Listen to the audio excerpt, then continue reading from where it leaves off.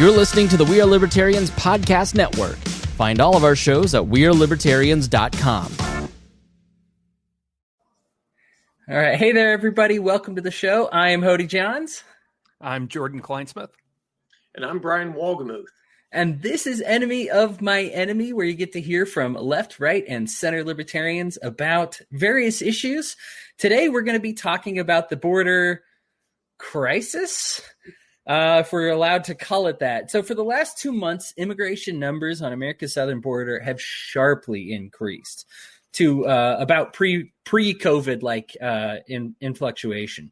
Customs and Border Protection Commissioner Mark Morgan had been warning since his presumptive appointment that summer months, the end of the pandemic, and the hurricane season in Central America would all result in elevated numbers.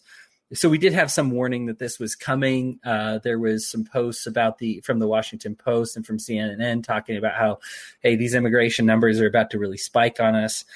Even with 2 new overflow facilities, 14,000 children have been separated from their parents. 5,000 are still in the old cages, the inhumane old cages, and not in the overflow facilities. And virtually all immigrants are being held past the 72-hour period when it is legal to detain an illegal or an undocumented worker, an immigrant. Jen Psaki said the word crisis. The Biden administration has released a statement saying that they don't think of it like a crisis, and they're trying not to use the word crisis. Biden did do an interview where he said, quote, unquote, stay home to people who were thinking of immigrating to the United States. Brian, I think we went with you last time, so let's hear from Jordan first. Jordan, what do you think about it?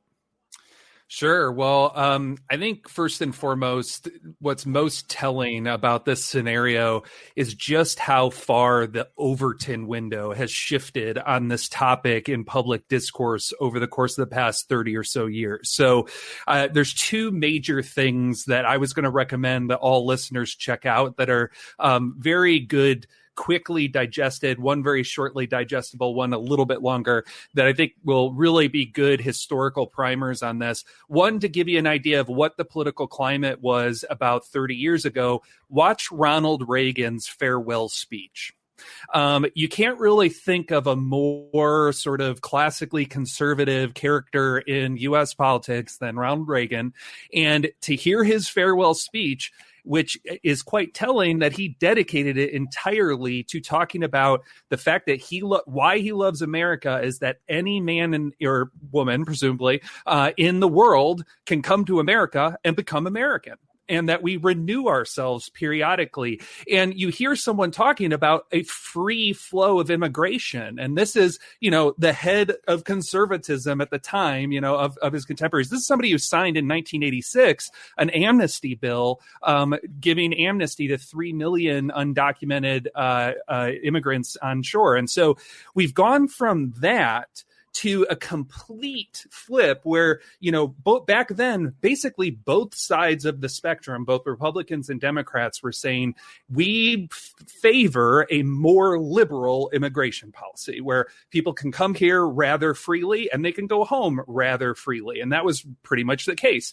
Now, if you want to see a longer depiction of our history in America with immigration, take a look at the recent Netflix series that came out called Amend, The Fight for America. It's actually a really good series from a historical credibility perspective. They use a lot of first sources, primary sources, where they actually use the public speeches and personal correspondence of like Abraham Lincoln, a lot of notable figures back then, and have people perform them.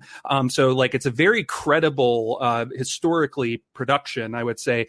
But it really goes into the great history of immigration in the U.S., and namely immigration centers around the 14th Amendment of the Constitution. And that's really the focus of that Amend series. And they talk about all the different groups that are impacted by that. But the 6th and final episode is all about immigration and immigrants and how it really impacts them.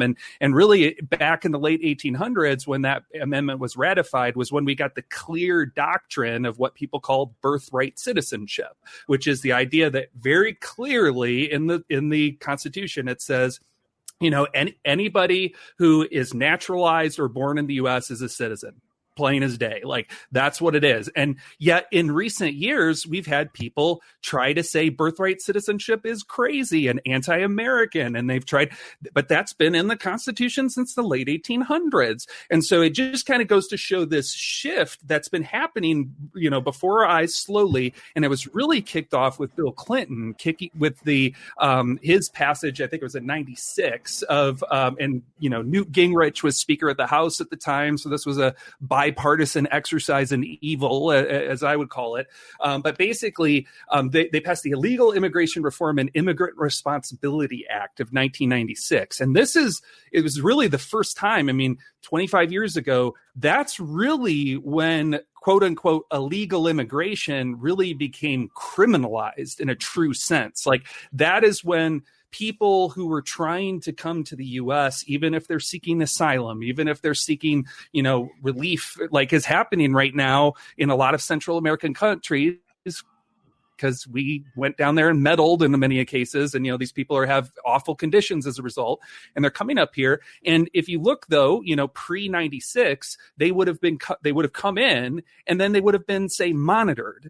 And you have more of a scenario of sort of innocent until proven guilty, like we would operate in a normal sort of, situation. Now, it wasn't clearly black and white like that. Like back in 24, I think it was when 1924 is when they started issuing the first visas that were required for people to come in the U.S. And that was used sort of disproportionately and forced against, different groups. I myself am the product of a very liberal immigration policy. Both my mom's parents came over from Scotland just following World War II, and my dad's mom came over from Canada in 1952. And in both of those cases, the general principle was just show up.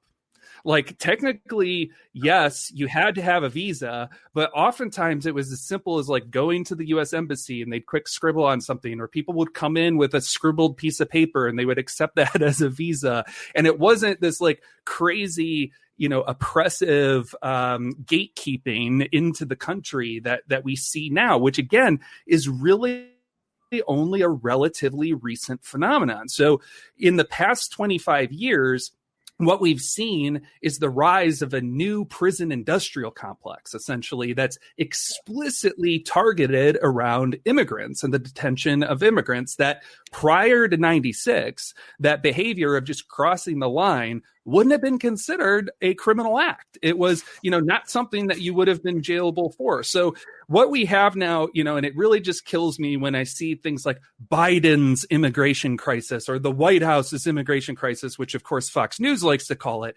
But this has been a crisis of the executive branch's own making since the mid-90s that has permeated through every, presidential administration since. This is not a Democrat or a Republican thing anymore. This is an entirety of the federal government, and all of them have blood on their hands.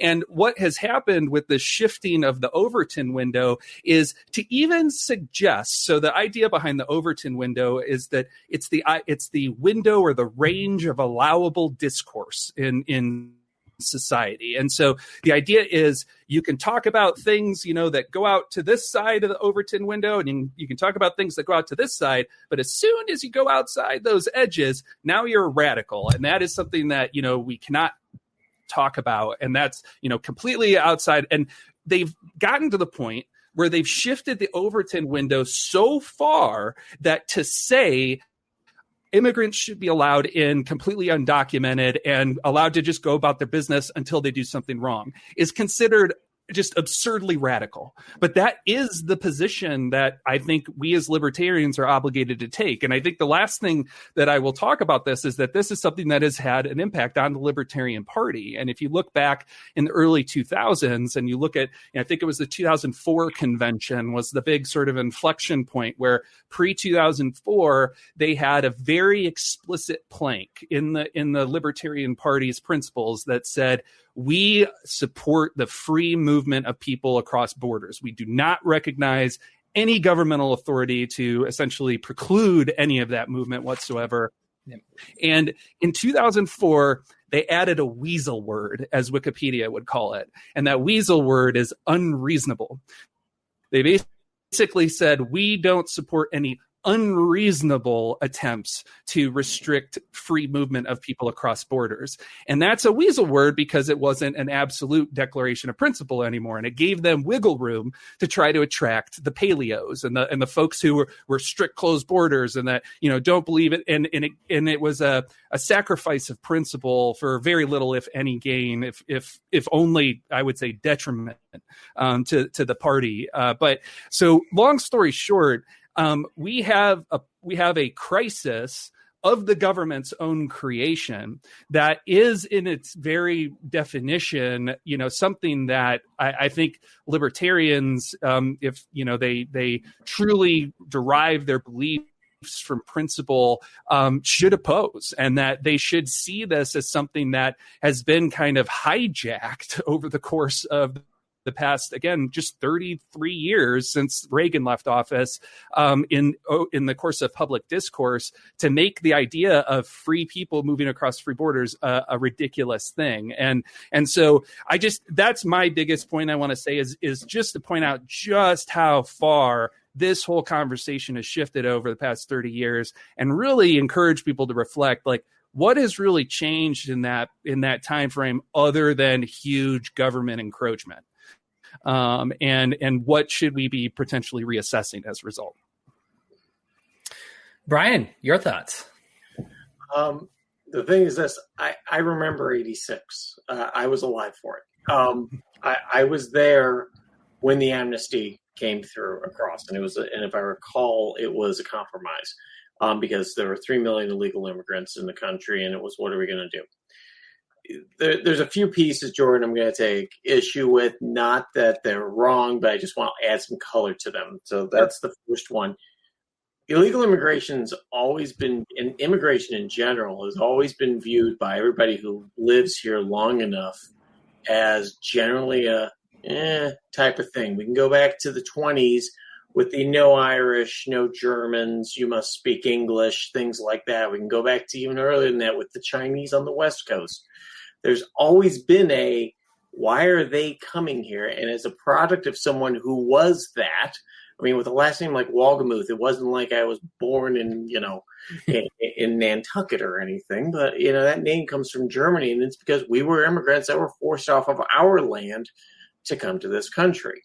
So looking at that aspect of it, I've always been for immigration. But to say that Reagan was the last one and that everything changed back then, there's a few pieces of that. Well, number one, it was a compromise. Tip O'Neill was the Speaker of the House at the time, and at that point, they had to get something done because Reagan knew it was kind of a dead end at that point. And I remember a lot of debate going on over that time frame. Let's fast forward, though, to Bill Clinton. Remember, we just gave amnesty at that time, back in 86, to 3 million immigrants. Bush comes in, starts Gulf War I. We go through that. Bush, no new are going to read my lips. Oh, by the way, I was full of garbage. Bill Clinton comes in. Bill Clinton comes in on the coattails of running, a far more liberal, but also a lot more open platform. And what's the first thing Bill Clinton works to pass? NAFTA. Now, remember the whole point of they're coming to take our jobs. Guess who they were saying was going to come take their jobs? Yes, in Mexico, but they're also worried about illegal immigrants. Guess who the big push behind that was? The right was maybe a little fuzzy on it, but it was hard left labor that was very interested in trying to stop those people from coming in and working very cheap. They wanted to stop Mexican factories popping up on the border to start having stuff coming in tariff-free. That really threatened American jobs. So if you look at the timing of NAFTA, and you look at the timing of that bill where it started to criminalize it significantly. It was always still kind of fuzzy. And then you had Border Patrol back then. They would get you in, all right, you claim asylum. So, okay, that started right after NAFTA. But there's another piece of that as well I did want to go over. And that was we used to have in this country most favored status for immigrants that came in. They could claim asylum right away based on the country they were from. What's the one country Obama turned off during his term? And it was never turned back on. Cuba. Remember the Mariel boat lifts? I don't know if you guys were old enough for that. No. If you remember early 80s, right? Yeah, late 80s. All the boats coming over to Miami. If you could make it, you got in. What did Obama do? He flipped the switch. Well, the preferred immigration route originally was Cuba to a Central American country where there was favored immigration, and then they would go ahead and come to the U.S. and, hey, I'm here, and they would automatically get in. Obama turned that off as part of normalizing relations with Cuba. So I want you to think about this. I mean, this is where it kind of gets where it's a bipartisan issue. First of all, we flipped the switch, which, by the way, we flipped a switch. It wasn't like, well, as of January 1, anyone that's not here is. No, Obama cut it off, no notice, sent it out and said, we're normalizing relations with Cuba. Oh, by the way, if you're Cuban and you come here, we're going to ship you back. How does the Cuban government take it when you leave their country illegally? If you get famous for it, they'll put you on posters and make sure you're comfy, right? I mean, Elian Gonzalez. Or they'll send in INS to go in and grab you off your uncle's arms and ship you back over to Cuba. Right. Or if you can throw a baseball really well, then, we'll put you on a team. So that's the problem here, is that it's uneven enforcement of immigration policy. Now, one eye-opening piece of this to me, and I promise to keep this part short. I was down in Belize several years ago, and I was talking to one of my tour guides, and he's taking us through. And I was like, well, what's it? I mean, like, you don't want to leave, obviously. Immigration came up as a topic. And I was like, what's it like when you try to go? He goes, the worst part of it isn't the U.S. The worst part is Mexico. And I'm like, really? And he goes, oh, yeah. What happens is when the federales get you, they'll know you're not Mexican. They'll know. They can tell by the way you speak, your dialect and things like that. They can tell you're not Mexican. So what's the first thing they do? They rob you completely. I mean, everything of value you have, they rob you. And if you tick them off, they throw you in jail or they throw you across the border again, and you're out all your money, phone, everything else. They just drop you blind usually. So the guys have told me when they would go over to Mexico to have parties and stuff like that, the minute they heard the federales, they were out of there because it was worse than INS. At least INS will give you your stuff back in most cases. But we look at immigration policies as the U.S. we should be this shining, city on the hill when it comes to policies. But we look at policies when you look at Mexico. Canada is obviously much more friendly than we are, but Mexico, all the Central American countries, things like that. If you're not there, if you're not a native to that country, trust me, you're getting a far worse treatment, which means we should obviously be much more opening. As a libertarian, I'm for open border policies, but I'm also for, hey, could you sign in at the desk, please, and let us take your photo? But and this gets to the other point as well. When my family came here, we had nothing, zippo, nada. As most immigrant families in the late 1800s, early 1900s had, there were groups set up to help those families, but they pretty much saved up the money and got here and took care of things themselves, which is the big difference here. When a lot of immigrant families come here, which some of them aren't eligible for benefits, but a lot of them do come here and get benefits, and there's ways around that and stuff like that. So that's kind of the question we have to ask is, if you come here, especially if you ship your kids over, which, sorry, that always gets me. Hey, I'm going to ship my kid over to a bunch of to meth people living in the town next to me. But if that happens, then the big question is, what are we going to, how are we going to address this? Thank you. So I apologize. But the big is how we're going to address that crisis. And I really think it is, honestly. It should be along the lines of, please sign in here. Please provide some ID that kind of validates, that says you are who you are, and show us what you're going to do here. I don't think that's a big, and I know the government, of course, will take it to the nth degree. I know they'll do that. But there has to be something here where we kind of say, wait. If I go to Mexico, I cross the border in Mexico, trust me, I'm ending up in handcuffs and I'm not going to have anything on me after the federales. So we kind of ask, how are we going to do this? And I think it's worthwhile, at least of a discussion, to say, look, you're going to come here. You got to at least be able to support yourself somehow and be able to have a place that you know where you're going. If your place is literally, I don't know, it opens up doors of, okay, what are we going to do here? Because the last thing you want to do is throw somebody on the street that says, hey, look, you don't know how to speak the language. You're going to go and cross into the country. You know nobody. What are we going to do here? So, and it gets down to basic health and stuff like that. So I'll stop ranting, and Hodey, and send it back to you. Oh, it's all good, man. I appreciate it. You know, it's funny. Usually I'm the history guy, and you two both went deeper into it than I was even going to on this one.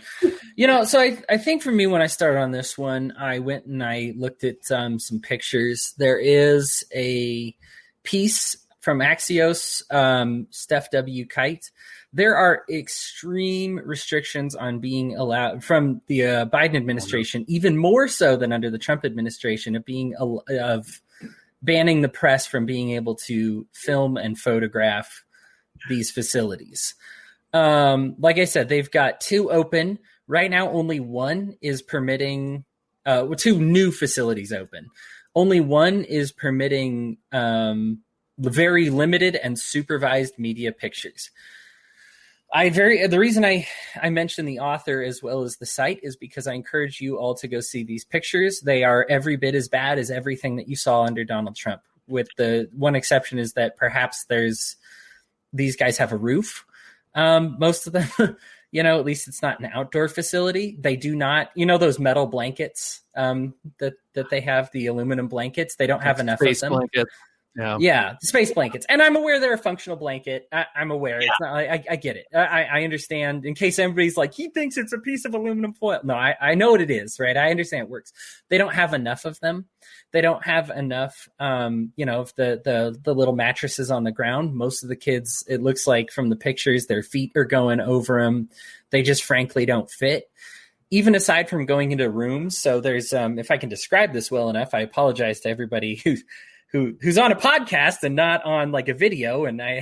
But what you do is you got like the main room down the middle and there's the rooms on the sides. And this room in the middle where they're holding everybody while they try to figure out which room has the least amount of not enough blankets, I guess.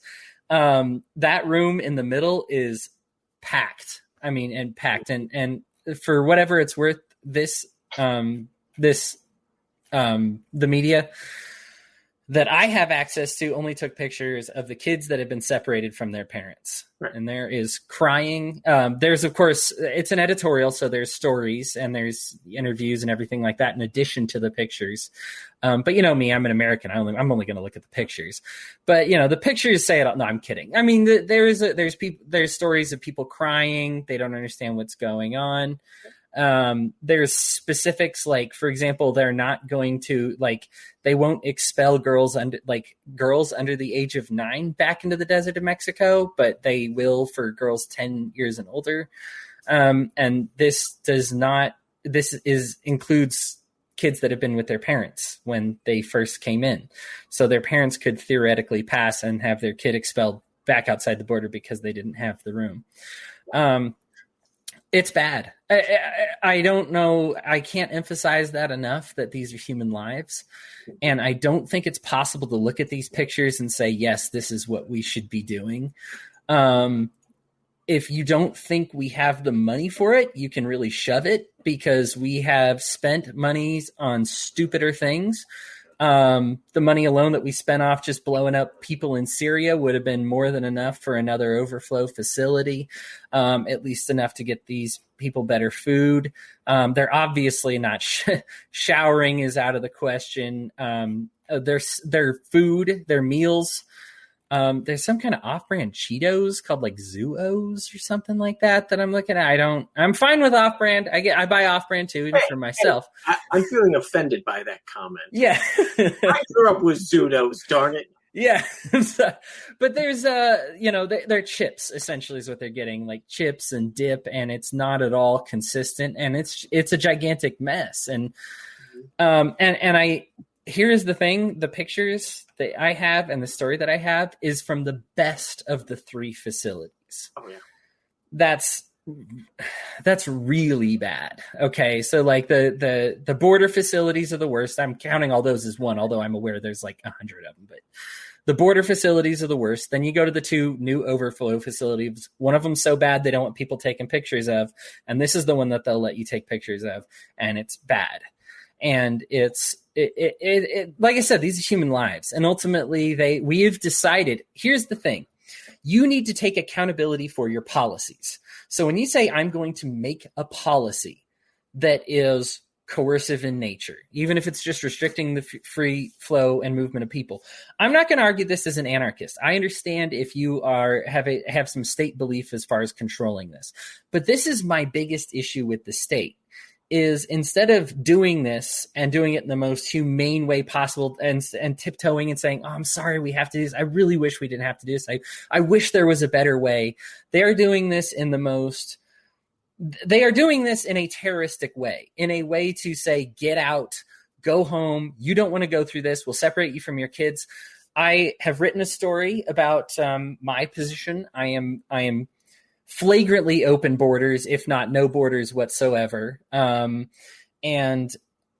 they will there are people here who are pedophiles, who have been caught touching the children, who still are in ICE, and they are still patrolling the border, and they move them to different facilities. Because they're not American citizens, I'm sorry, no due process. We'll field your complaint, and we're still going to have them have sex with your children, just, somebody else's children at this other facility over here. It's filthy. It is wrong. It's despicable. I understand, one bad apple spoils the bunch here. And here's the thing. If you make this policy, you are responsible for those people, right? If you say, I believe in closed borders, then you need to take responsibility for the people that you have enforcing those closed borders. And when something goes wrong like this, you can't continue to advocate for closed borders without fixing what you have. Otherwise, you have to let the humane people take care of it. And so that's really my thoughts on it. Biden promised, it was actually his very first broken campaign promise. He broke it on day one. He's had a bunch, but his very first one, he promised a 100-day moratorium on this. And not only we have the opposite of that. He has done worse than Trump in every way that Trump screwed up. And Trump screwed up really bad on this. I cannot emphasize enough that the work that I did and the statistics that I have are mostly under the Donald Trump administration. He has done even worse than that. He had the warning about it, and he virtue signaled to everybody by saying, yeah, I'm going to let these guys through because they're human beings. They're people too. And then he proceeds to be the bigger monster. This is absolutely unfair to immigrants, to people who are pursuing the American dream. Now, I do not trust government as much as Brian might to say that. And I understand, Brian, you say they're going to take it to the nth degree, and but I know what the government's nth degree, and frankly, this is just what it looks like. We trust them to do something well, and they don't do it well. Now, I am also not a total idiot. Now, in my analysis, the illegal immigrants in here currently are a net positive for the economy. Most people outside of there are widely debunked statistics that you can find. I've gone into those before that talk about how they might be a net negative. And then you compare them to the average American, and the average American is even more of a net negative. Mm-hmm. If you're to say they're a net negative at all. So that's the crux of it, is that they are positive. Now, I understand if we completely open the borders, we would get more people in here. Okay, I am not ignorant to that fact. I'm aware that more people would apply, and people that aren't necessarily looking for work. They're looking for refuge. They're looking for, other things. They need help. And we have certain policies that make it difficult to allow everyone at the same time. You need look no further than the Scandinavian countries that get held up so high, and look at their borders and how well controlled they are. This is okay. Now I'll get into some history here. This is why Mises converted Hayek away from socialism, was because he found it unethical to control the borders, because government would not be able to do so in an ethical way. And that led him from becoming a socialist, where he had to control the economy, because he said, to do that, I'd have to control the borders, to embracing capitalism, where he says there's no way to control the borders, and we let the economy adjust to the number of people who are here. I am a unabashed old school capitalist, I guess I'll call myself, because the word these days gets misused quite a bit. But I believe in that capitalist vision, and I will insist on it. And I would rather punish the government for their bad policies than punish people looking to get here, that want to be here, that want to escape. Look, I understand not all these people, they say, oh, they're not bringing their best. That's okay. America, it's inscribed on the Statue of Liberty. We want your worst, because this is where the worst people become their best versions of themselves. That was the dream. And it's not idealism to say that that dream can be achieved, because we just have a few stupid policies in place that make it so that we can't. And that is, and I would rather go after those policies. I will much sooner go after those policies than I will bar a single person from entering the United States because their ID is not good enough, because, they can probably make it work back at home. This is one of those that I think, because of my capitalist upbringing, I'm really big on like old school economics books. We're talking like Proudhon, Mises, Hayek, and those guys. And this is Adam Smith is big on this. It's just really not one. It is closed borders is completely incompatible with a free market, because a free market means the inclusion of all people. You let them vote with their feet. You let them move how they want. And that is something that if we infringe on that, we become a nationalist, socialist country. And that is literally what the Nazis were. And I would like to get away from that. So there you go. I think I can one up your rantings there, guys. Yeah, I think just to maybe talk to Brian's point, one you made the point about the selective enforcement, and I think that is the key to what you referenced, which is that you can't give government an inch. Or they're going to take the entire mile, except for the people they want to give an inch or less to. And that's the key, because I admittedly, my grandparents, 3 of my 4 grandparents immigrated, and they were all white. They came from Scotland and Canada, and it was under the quota system that the United States had at that time. And basically, that was around until 1965. And what it was trying to do was maintain the existing racial makeup of the U.S. in a way, which was kind of saying, hey, like, and when, for people that got here, they didn't really need much documentation, but they were selective as far as which country you came from and things like that in many cases.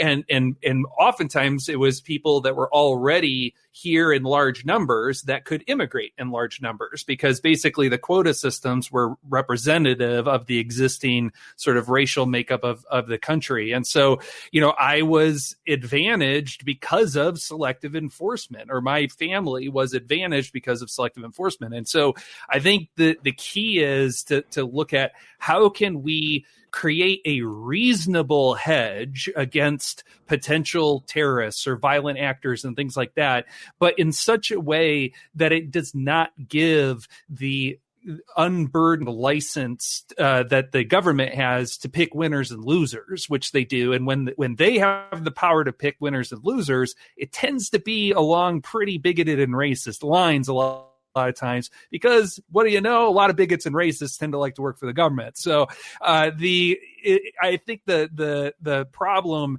here is one where we really need to be careful. I mean, like the writers of the 14th Amendment were brilliant, if nothing else, but for their simplicity and brevity in speech, in saying anybody born here naturalized as a citizen, period. Boom, that's it. And like, we need, I think, just as clear guidelines for what it looks like. I mean, to just kind of go through some of the fallacies that a lot of folks kind of rely on. I saw a really good retort to one from the LP party, which was, if you think that immigrants shouldn't come here because of welfare policies, well, did you know that 40% of gunshot wound costs are paid by public taxes because people don't have insurance? So does that mean you should also be favoring gun control policy to keep down those costs?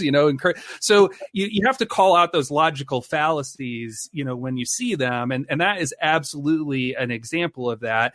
I would say that there's plenty of others that I would say that's the biggest one, though, that so-called libertarians, I would say, tend to fall back on, is this idea, and likewise, so-called conservatives, is this idea that so long as there's benefits to be had, like, we can't allow them in here to be taking our tax dollars. And really what they should be doing is seeking the legal route. And the key thing there is, who could you ask, especially amongst Americans, that could actually describe what that legal route looks like? Like, where do you get in line for that? Where does the line start? Like, what do they do? And exactly. And Brian is evidencing it here visually for those of you listening, is it's all about money in terms of, you know, getting to the front of that line, you know, knowing the right people, getting expedited, getting your case, you know, routed to the front of the line. And there really isn't a fair system today. It is not by any stretch of the imagination fair. And really what we should be doing is redefining the definition of legal immigration. We shouldn't be looking to reform this system. We should be going back to a time when there was no system to reform effectively, where, you know, we had people that came into this country, and if they committed a crime, they were treated like a criminal, just like any other person. And they were not unnecessarily gatekept out of the country just because of, you know, a small minority that could potentially be criminals. I mean, so there, you know, think about what are all the big reasons why people say we need strict controls. One is keep the terrorists out. Two is protect our labor market. So like, you can just go down this laundry list of economic fallacies, essentially, that people just fall back on, of why we need to close the borders. It's, you know, there's all these terrorists. Well, if you look at the actual data shows that undocumented workers commit crimes, with the exception of just being here and existing as an undocumented worker, which I'm not going to consider a crime, but they commit crimes at a lower rate of incidence than the average U.S. citizen. And part of that is because they don't want to get under anybody's radar, because they're going to get deported. There's a disincentive there for them to actually be discovered through committing any kind of crime. And we need to get rid of that. Don't get me wrong, but I'm just saying there's a lot of these fallacies that people look at. Now, what that means is, if you're saying, okay, you know, the criminal element is like 0.5% or something like that. So if you're saying we gotta treat everybody from the get-go as a criminal until we prove 99.5% of them to not be criminals, and then let them through, you're doing what's called managing to the exception. And in any business context, in any context, that's a horribly terrible thing to do. You should never manage the exception. And that's effectively what all of these nativist outrage seekers, and, you know, they've succeeded in convincing everybody to do, is to manage the border to the exception. And you know, again, we also have these fallacies of people coming in here and flooding the labor markets and all this. I mean, even, you know, as much as people want to love on Bernie Sanders and, you know, all the, you know, the bottom unity folks on the left, and, you know I'm playing the role of the left libertarian here, but like, Bernie is very close borders, and he's kind of, you know, people have kind of said he's come around a little bit more so in recent years, but, you know, that he's very representative of that, you know, the left side of the spectrum, and sort of, you know, how they feel about that. But again, it's all based on economic fallacy, which is that there's people coming in and taking jobs. They're not. They're taking jobs that go unfilled generally by U.S. citizens if there aren't migrant workers to come in and fill those jobs. And, you know, again, it's just, so I think one of the things that is often a useful exercise when you're talking to anybody in this context is when they say, well, they should follow the legal route. First of all, is ask them, well, do you know what the legal route is? You know, what does that look like? What does somebody get into? And then ask them why. You know, why is that legal route, and why do you think they should follow that? What is it that we're looking to accomplish here by closing the borders? And again, they'll fall back on one of these fallacies. Oh, we're protecting our labor markets. Oh, we're protecting our, you know, our country from terrorist actions. And again, it's all just rampant fallacy. And I think, you know, in to your point, Brian, in terms of just being careful what we give the government, that's where, again, we need, if we're going to advocate for a law, or, you know, ideally, potentially even some sort of constitutional amendment or something, eventually, it needs to be clear, it needs to be concise, and it needs to be in such a way where it's going to actually be enforced in a, you know, somewhat even way, and not, you know, enforced disproportionately against, say, different ethnic groups that fall out of favor. I don't really have any problems with what you said. The big thing is, of course, looking at what, because we always like to be compared to, like, well, look how they do it in Scandinavia. Look how they do it. Sure. Look how they do it in all these other countries. I actually looked at the process to just work, and that's work in a very forward-thinking country, which is New Zealand. about 10 years ago. I went to look for the process of, well, what would it take for me to work in Australia or New Zealand? And the reality is they have a quota system too. And so does Japan. And so does Thailand. And so does the UK, EU, pretty much everywhere has a quota system. It's an international prisoner's dilemma. Yeah, it is. It's like, all right, well, where do you go? And the funny thing is that the same problems we're complaining about here are happening in Australia. They're happening in New Zealand. They're happening in the EU, who, by the way, remember, the EU is held up as the poster child of, and all these countries are going, wait a minute. That's a lot you're asking here. So, I agree with you that it should be welcome, come on in, please sign your name at the door. And we'd like to get you on the path to citizenship. Here's the classes we'd like you to attend, because you're right. The process to get here legally is first you got to get into the quota line. Okay, well, who's interviewing you? It isn't some sort of well-educated, thoughtful person. It's the dude or dudette that picked the lowest.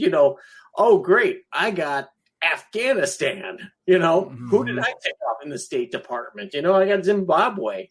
I'd sit there at the embassy and interview these people, and I have to say yes or no to a certain amount of them. And guess what? I'm a bureaucrat and I don't want to be here. And guess what they're going to do? We like to blame it on racism. We like to blame, and trust me, there's plenty of it in there. But a lot of it's more. There's a lot of ineptitude and laziness too. Yeah. usually the big kind of driver behind, which gets back to this border thing as well. I really could solve, I think, a lot of border things right there, and just be real simple. It's pass federal law that basically says that, hey, look, if an agency wants to come up here, a nonprofit agency, a legit nonprofit agency, not something that Fred started down the street, and wants to drop off blankets, food, stuff like that, cool. Thanks. We appreciate it. You get a nice little tax write-off, up to a certain dollar amount, because we don't want you, we dropped this tank off for $12 million right off of my thing. No, it's got to be humanitarian supplies. But I'm pretty sure a food bank could probably do a better job of feeding these people than any sort of government agency, which, of course, we've seen the private prison systems. What are they doing? They're looking to maximize profit by going ahead and paying out the highest in lobbying fees to go ahead and say, give me this contract. Give me this zero-bid contract because it's an emergency. So I think the real fix to a lot of this and a lot of these problems is obviously transparency. I want AOC at that fence line again, crying for the parking lot. I want her there doing this. But guess what? She's not there. Why? Because the cameras aren't there. And that's the whole thing about this. It's like she said a few things. Oh, well, I remember when she said that it was her number one issue and she didn't care who the president was. Have you seen her at the migrant facility recently? Any of them? Anything? Anybody? And this is the part that drives me up the wall, because all of a sudden it's completely forgotten topic. If I talk to my leftist friends about this, they're like, yeah, it's a lot, but COVID's going on, so we got to work on that. I'm going, we can only take care of one problem at a time? Yeah. Kind of like the war when Obama came into office. Yeah, I got to take care of this. This is taking my full attention. Remember, I'm going to shut down Guantanamo. Oh, wait. Yeah. Oh, I can do more for legalizing marijuana outside the presidency. That is a quote from Obama. But that's the thing. These people, they want the outrage to get to, maybe get that middle part of us, which a lot of libertarians fall into. And say, yeah, maybe I'll go over and vote for them. They don't care. They may legitimately care. They may think they do. They may think they're okay. But the reality is there's a tsunami of government bureaucracy that's in the way, and that just keeps feeding it. And it's the people that know how to play the system, that know how to. Brian gets out his stack of $2 bills again, and just goes ahead and shoves it under the door of the various senators, who then go ahead and say, an appropriations bill, it goes and does this and picks a company that's based in, you can only choose from a company based in this town in Texas that employs 26 people, and the guy who's leading is named Herb, and that's the only guy that can bid on the contract. Thank you, have a good day. And that's what's going on. So if we get rid of that, we put a lot of oversight into this, we allow nonprofits to come in and help. Trust me, I think this border issue gets a lot more attention, and B, we get these people better treatment right off the bat. And nobody wants to do that. Nobody. I mean, this is a simple thing that we can come up with 3 random dudes on the internet, but the government, no. Can't do that. Right. Like they're going through problems. I think the way they've handled it, and I like the way you phrase it, Brian, because you could pick a random person. They would do a better job than what is happening at the border right now. I mean, it's not an like accident. monkeys picking stocks. Yeah. Right. Like monkeys picking stocks. Right. This is intentional. Yeah. Right. This is what the reason I brought up terrorism is because we are trying to drive people away. The cruelty is the point. That's it. I mean, there is intentional evil and cruelty here, and that's important to note. Is that a completely incompetent person would not be this evil? Like it takes intention to be this evil.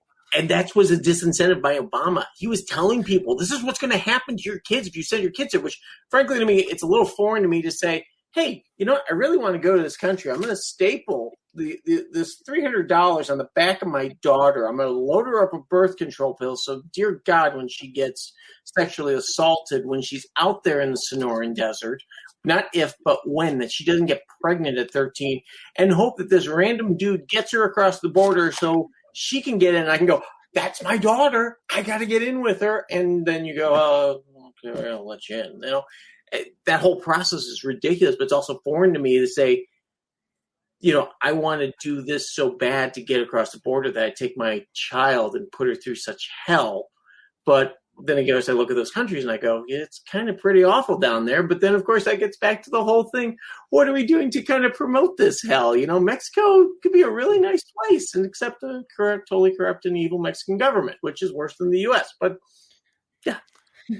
Yeah. So one thing I like to think about is Ludwig von Mises. Ludwig von Mises was a political refugee from Austria who fled when the Nazis took over. And if that genius was not allowed to immigrate into the United States, what ideas of freedom would we not have? What would the opportunity cost of not having a Ludwig von Mises be to us as an organization, or as a country, as humanity?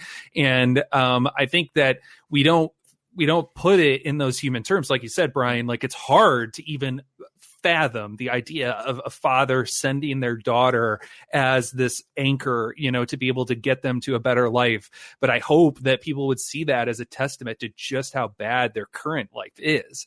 And we have to be willing to look at these people, as as the Depeche Mode said, people are people. And, it's really something that, something I'll just share is that I had some new, medical things come up in my life this past year. And I have never had so much empathy for people going through things with insurance and stuff like that as I've had in this past year. And I think that the whole debate over, nationalized medicine and things like that has been one that I've largely been able to shrug off because it didn't impact me directly. Like I didn't feel the direct impact of that. And I was able to then, make just sort of armchair assessments and things like that didn't have like a true skin in the game, so to speak. And I think that that's why it is hard to say, like, man, what a horrific person. Like they would have to be a monster to send their kid, like knowing that they might get, or, might certainly get raped or something. But like, I think the comparison is, what is their reality of their day-to-day life where they chose that as the winning solution, that's what they were going to go with. It's usually embroiled in racism, the reason why they're leaving. Yeah. So there's, man, you guys touched on so much, and there's a lot that I want to talk about. You can go down the medical thing, and I can tell you how the government has totally screwed up our entire healthcare system. Oh yeah, I mean, I believe me, Al. I know I can. One formula that screws up all of medicine, everything. There's like so one thing that you mentioned a little bit is that I do want to touch on is this whole welfare idea. Now, there would be nothing more fatal to the welfare state than opening up the borders. You touched on Bernie Sanders, and this was one of the reasons he was a closed borders person for so long, is because it is a non-discretionary spending, which it sounds better because like, it's non-discretionary, they have to spend it. It's not based on the number of people. It's actually based on the amount of revenue and split among the number of people who apply. So the thing is if we open our borders and instead of there being 1 million undocumented workers. We have 60 million. They all have to, the pie size does not change unless the economy grows. The slice that each one gets does change.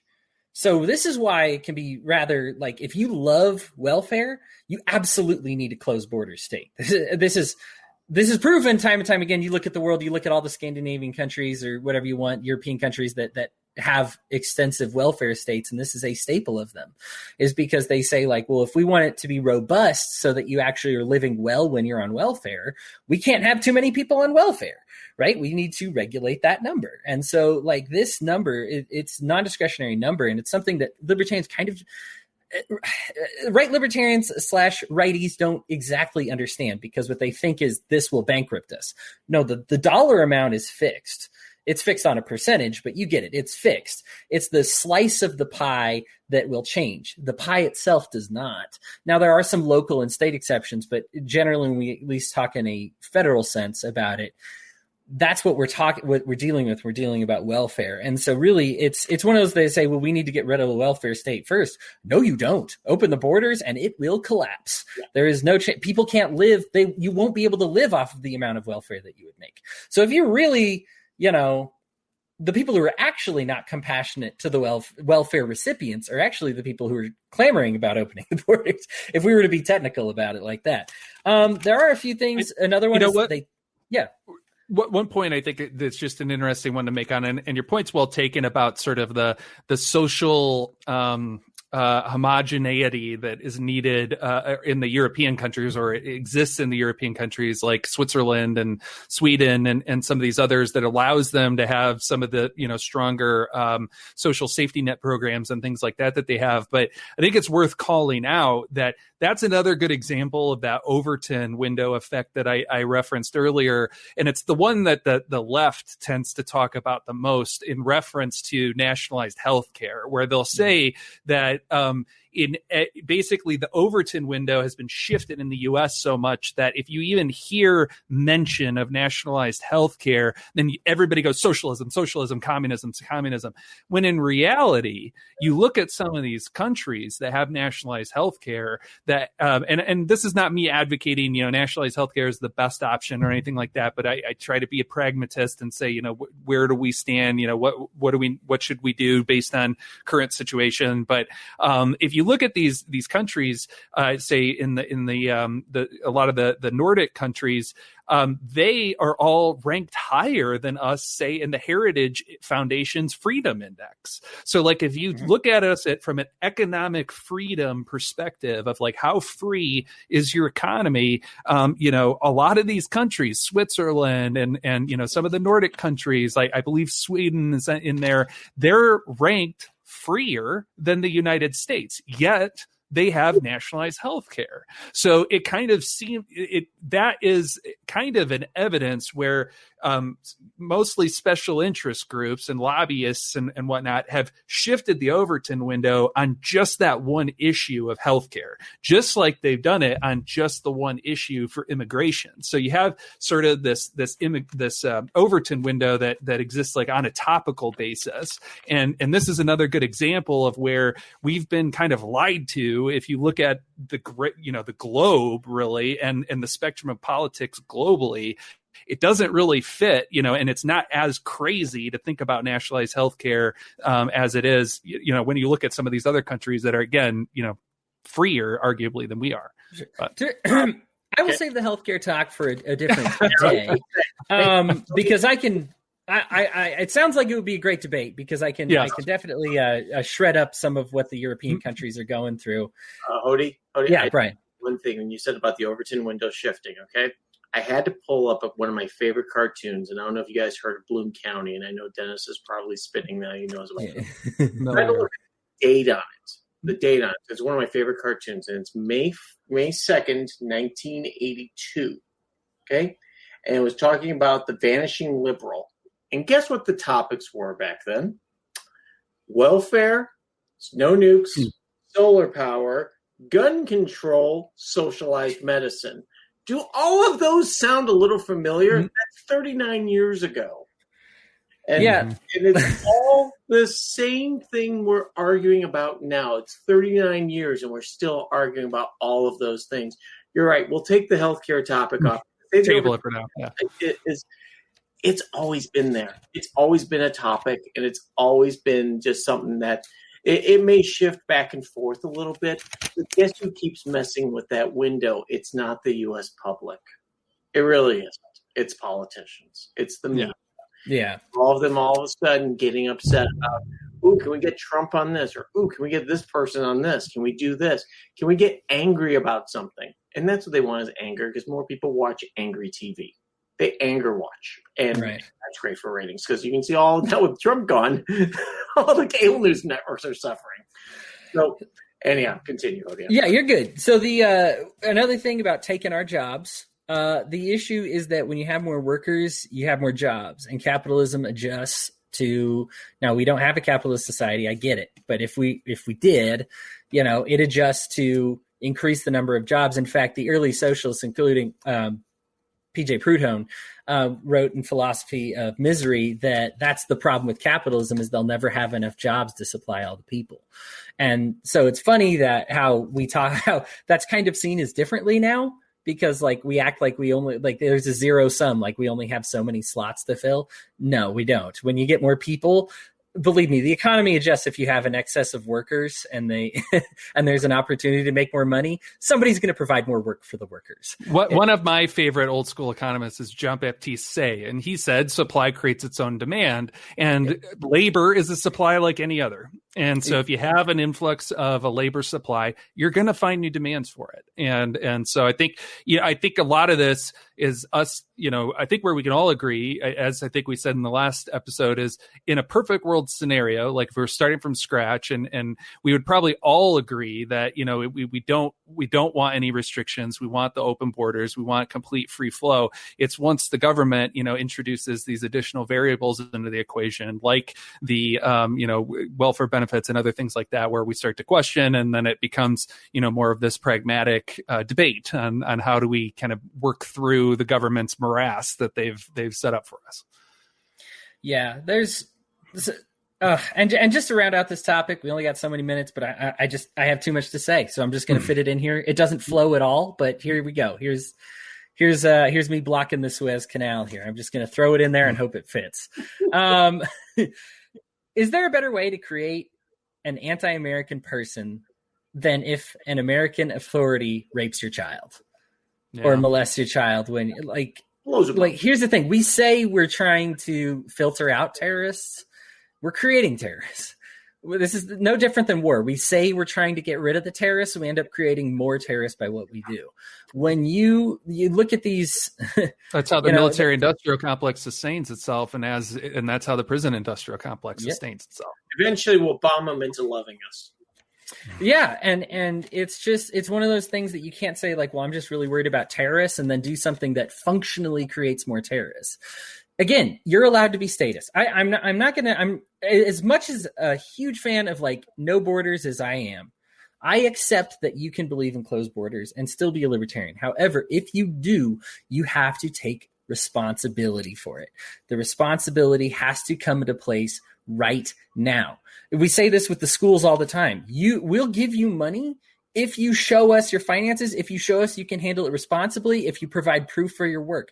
It's no different than the borders. You provide proof that you're doing an effective job, that's when you get the money, not first. I am not going to support a system of closed borders until you show me that it can work. And right now, they're showing me the opposite of that. Lastly, I do want to dispel the idea that I know I said they're not sending our best, that's fine. We want their worst. This is no different. ICE is no different than the Department of Education in the sense that they need to fund themselves. So they will make excuses to fund themselves. If you've not heard of the University of Farmington, I encourage you to look it up. Yeah. These are STEM jobs, by the way. This is right near me. No. Oh, you're familiar with this then. This is nuts. So they make a fake university. They lure people. They were in India. They lured people from India. It was a honeypot operation, essentially, is what it was. They lured people here to say, hey, we've got this awesome program, and here's the way it works. You pay tuition, you pay your tuition, and what you'll do is you'll get to learn on the job. So what we will do is we'll send you to an employer who's in STEM jobs, science, technology, education, and much more stuff. No, mechanics. And so what you got is you got these very intelligent people, right, who are like, oh my gosh, this is my chance to come to America. Okay.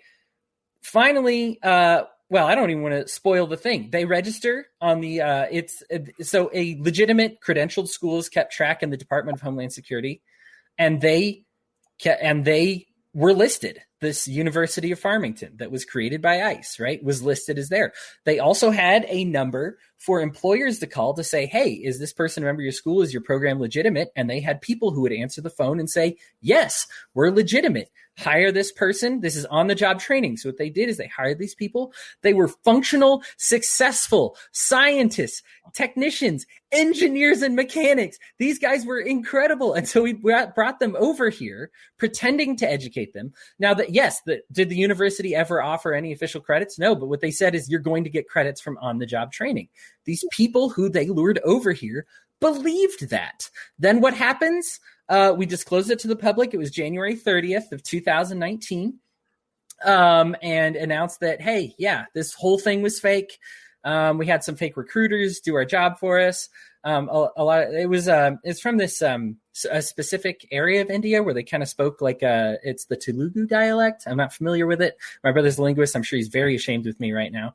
But they were mostly from that area. I think a couple of them were from Palestine, but just said like, okay, guys, it was all fake. Now, here's the thing. We're keeping the tuition money you paid. You're fired from your jobs. We're arresting you. They actually ended up arresting 161 students if they didn't leave. And ICE was paid huge amounts of money from this operation. Plus, they got to keep the tuition that the kids paid. This is ICE. Here, this is what evil our economic incarnate system looks like. It is despicable. Okay, this is filthy. Obviously, I mean, it's taken to court, and unfortunately, not only did Donald Trump back this up, but Joe Biden has thrown his own lawyers into the mix here and says, yeah, this is how it works. And ICE, get this, Joe Biden himself announced it, they will still be permitted to continue these operations. We are literally creating a problem so that we can fix it, so that they can get money to fix the problem that they created. And it's not even a problem.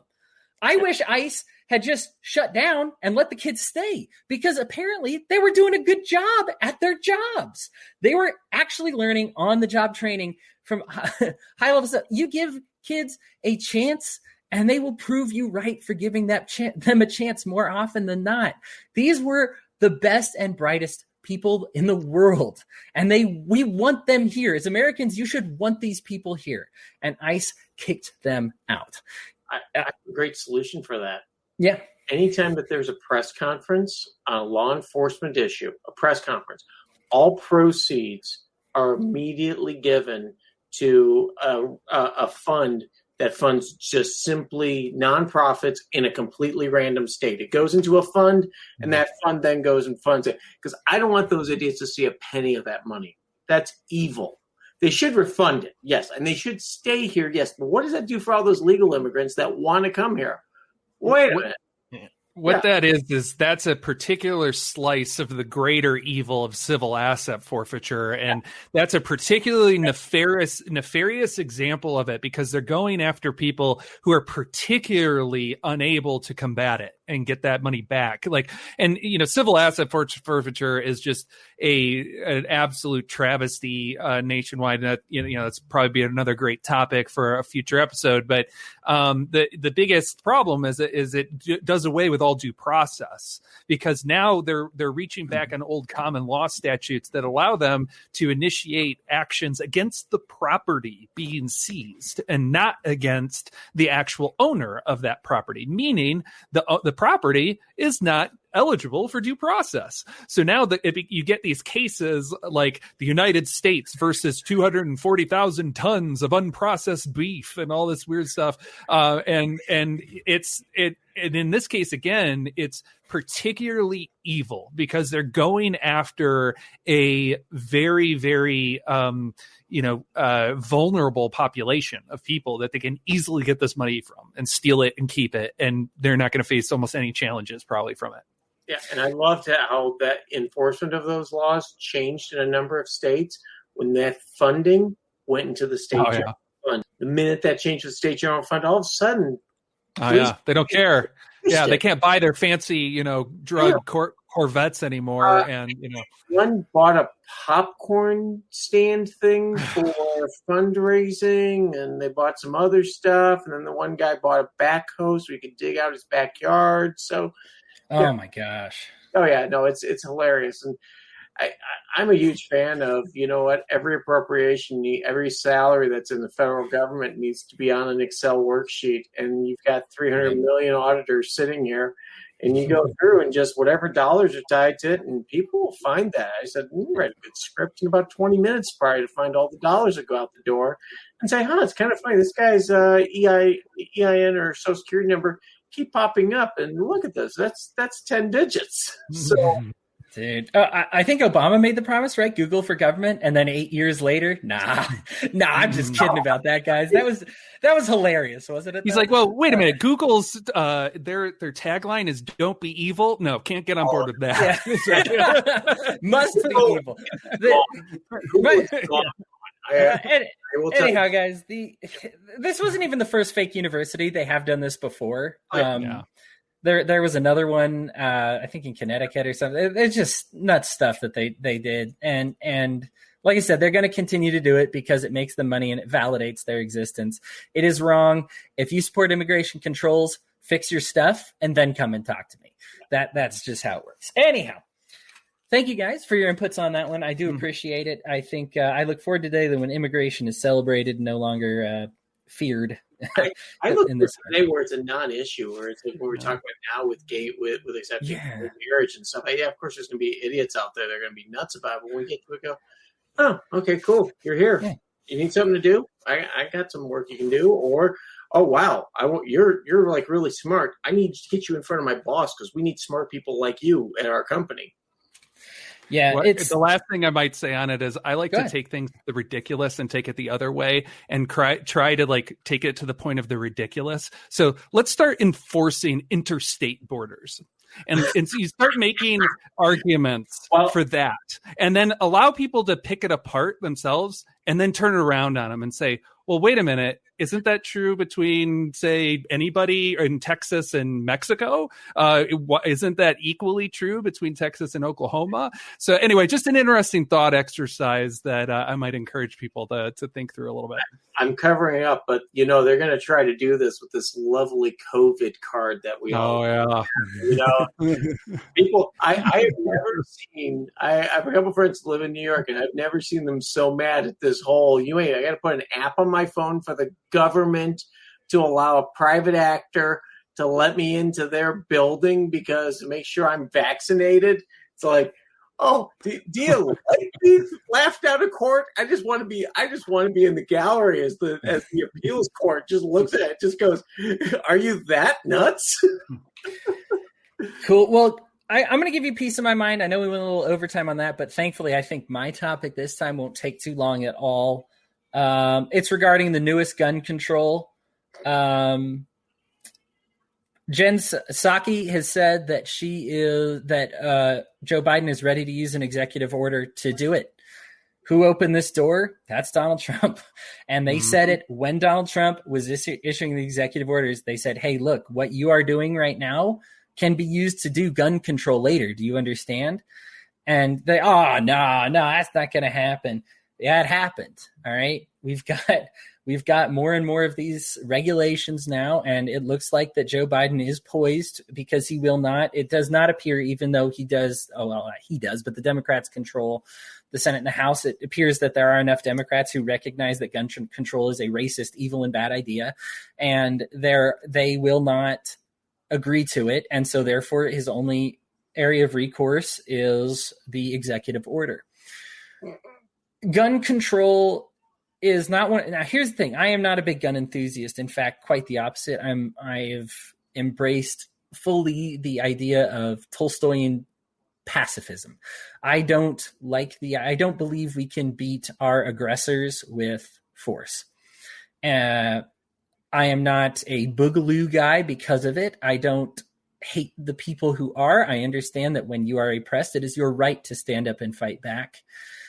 Frankly, I believe we would lose. And I don't see ourselves having the numbers anytime soon. And so therefore I see it as a change of tactics to be peaceful to people who don't deserve it. That being said, I understand that that is a concept that requires a lot of beliefs and philosophies that are not natural to man, and I can't expect other people to have them.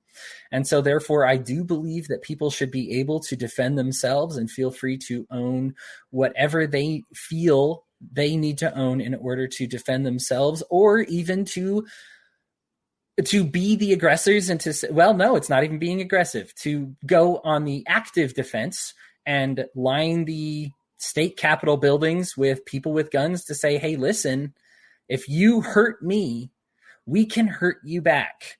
Okay, you are being the aggressor. This is what we are capable of.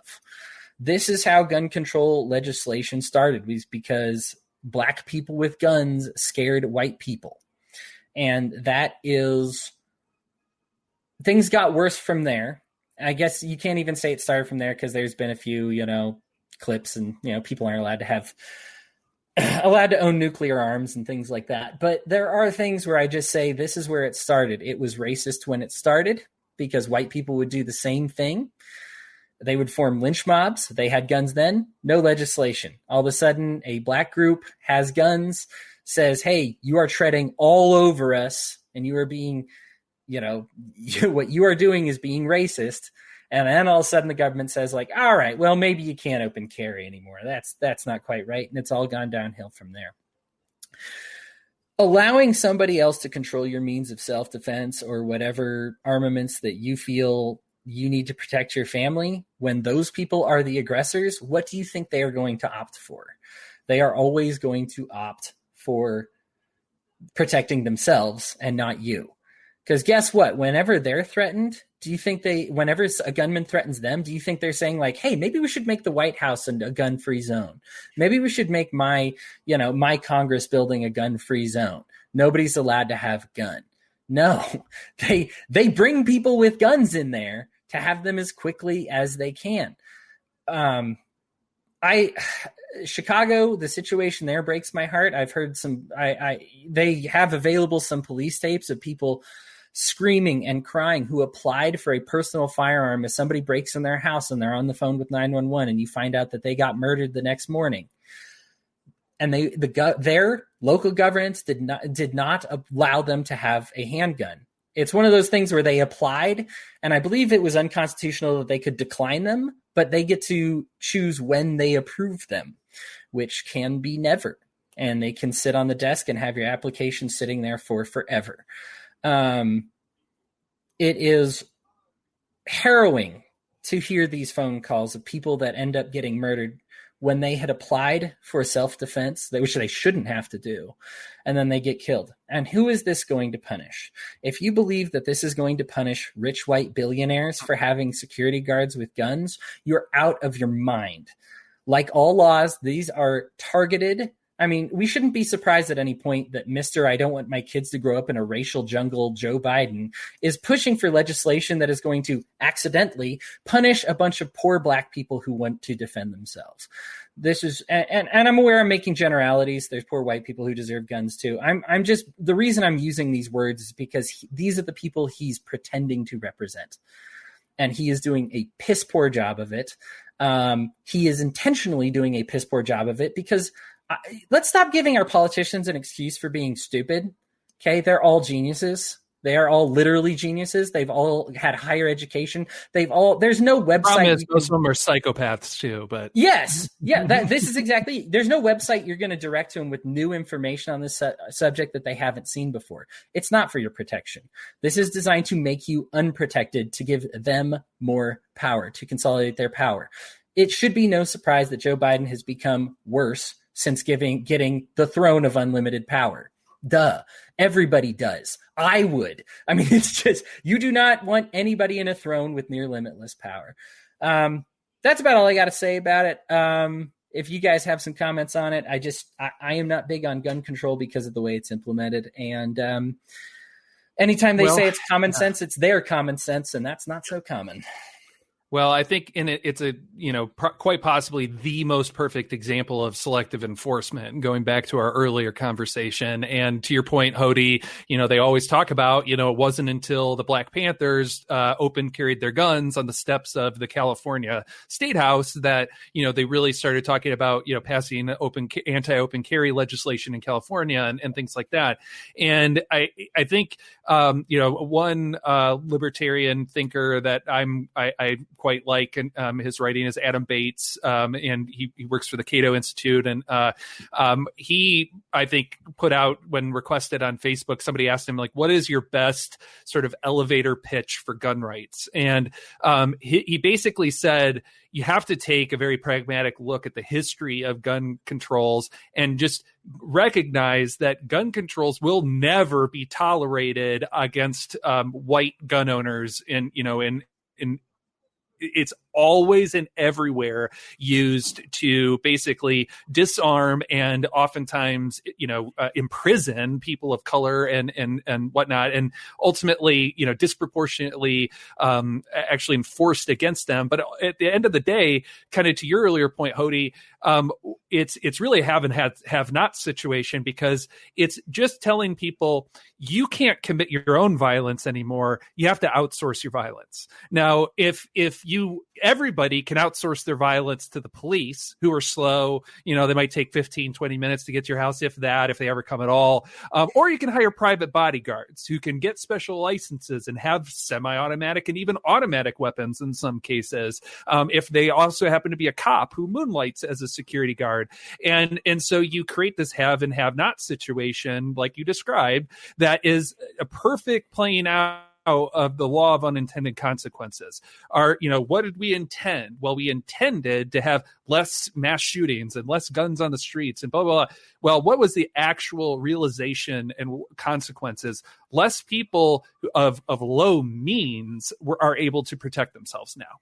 And the people who always had means have the same level of protection they've always had. And really, you've not really done much by way of, and what's going to happen now? We're not going to have mass shootings. We're going to have mass stabbings, like in the UK. We're going to have mass walrus tusk, stabbings and things like that, like they have in the UK, or narwhal tusks, like that. I don't know if you guys saw that on the Tower of London Bridge and stuff like. I mean, it as people, other people have said, the intent comes first. The acquisition of the tool comes second. And whatever that tool is, whether it's a gun or whatever, we really should be nipping it in the bud, maybe by figuring out why did all these people have these just seemingly outrageous, violent, and intents to just go out and, like, there's a mental illness problem here. Maybe we should be talking about. So I'm right there with you. I definitely have a big problem with any kind of gun control restrictions because, and as Adam Bates said, going back to citing him, it's like any good, even progressive or liberal worth their salt needs to look at the facts and basically renounce any kind of gun control measures, because all you're doing are hurting the most vulnerable. Yeah. So there's Brian. I promise I'm going to give you a turn. I forgot one more thing. Jen Psaki, when pressed about it in the White House press conference, said the bill that he's enacting would not have stopped these latest shootings. Yeah. Right. I mean, she even said it. It's not related to that. We just have to do something about gun control. It wouldn't have stopped what happened. In fact, could even go further to prevent gun control theater. Right. It's just right. Gun control theater. And it's like the fact that we even know that we're proposing something that won't stop mass shootings and they're doing it anyway, that they could. Sorry. Go ahead, Brian. No, I kind of hope that COVID would have put this to rest, because I can tell you this. Beginning of COVID, I work out of Southern California, and I live here in Indiana, and I have a lot of friends out there who were very lukewarm on gun control laws. Yeah, we need to get this out of their hands. right up until COVID. Then all of a sudden it's like, wait a minute, there's going to be all sorts of weird people going around, and a lot of people all of a sudden got very interested. What's the process to get a firearm, a handgun? You mean I got to wait? Yeah, you got to wait. You got to go through a process. I can't buy it online? What? Yeah. It was easier to buy a gun than it was to register to vote. Now you got to go through this whole process. But I'm proud that those people went through, got their permits, got their guns, and went and got training, because that was the one thing I pushed with all of them. I said, you know what, you can get it, but please go get properly trained. Go pay the $300 for somebody, not some, hey, dude, I'll do it for $20. Go down to the proper shop, say, look, I'm new at this. I don't know what I'm doing, but I want to know this better. And they all got training, and they've all done very well, and they're all now protecting themselves. So suddenly, at least that argument with, at least in my circle, which is, of course, not not people that can't defend themselves, is the people that now can and have income to be able to afford, if they had to, security and stuff like that, but they don't have to now. And that's the best argument I can make, is say, wait a minute, you can do this, but this person can't. You tell me why your life is more important. And yes, of course, to you, it's more important. But you tell me in general why your life is more important than these people's lives. And who's the number one actor of violence against the common public? And it's the government. Okay? And this gets back to your point, Jordan, where you said, or I think it was Hodey who said, well, we don't have the numbers. How many, let's take a little number here, math here. How many registered hunters are there in the state of Wisconsin? It's around 5-6 million. I think it's definitely, I think 4-6 million gun owners. That's the biggest army on the planet right there. And we haven't touched Colorado. We haven't touched Idaho. We haven't touched Montana. We haven't even touched California. So when people go, well, wait a minute, the government could all do this. Yeah, sure, they could nuke us into oblivion. A rifle hiding behind every blade of grass, as I believe one of the Japanese generals said. Yeah. Yeah, Japanese were like, you're not invading the U.S. And all of a sudden, you've done two things. Number one, everyone with a gun's going to be out for you. But here's the other thing that we did. What happened when they banned the Dr. Seuss books? And I know I'm going kind of off field on this. What happened to it? They got very interesting to a lot of people who all of a sudden heard that it was banned, and a lot of people started buying them. Go try buying 223 ammo right now, 5.56 ammo. Go buy 22. Go out there and see how much that stuff costs. I got news for you. It's very expensive. Why? Supply and demand. Why is the price so high? Because the demand is insane. Because people are hearing this and going, wait, Biden's going to try to edge through a executive order banning AR-15s. Do you know how many people are going to turn in an AR-15? Right. I'm sorry. You're going to go house to house.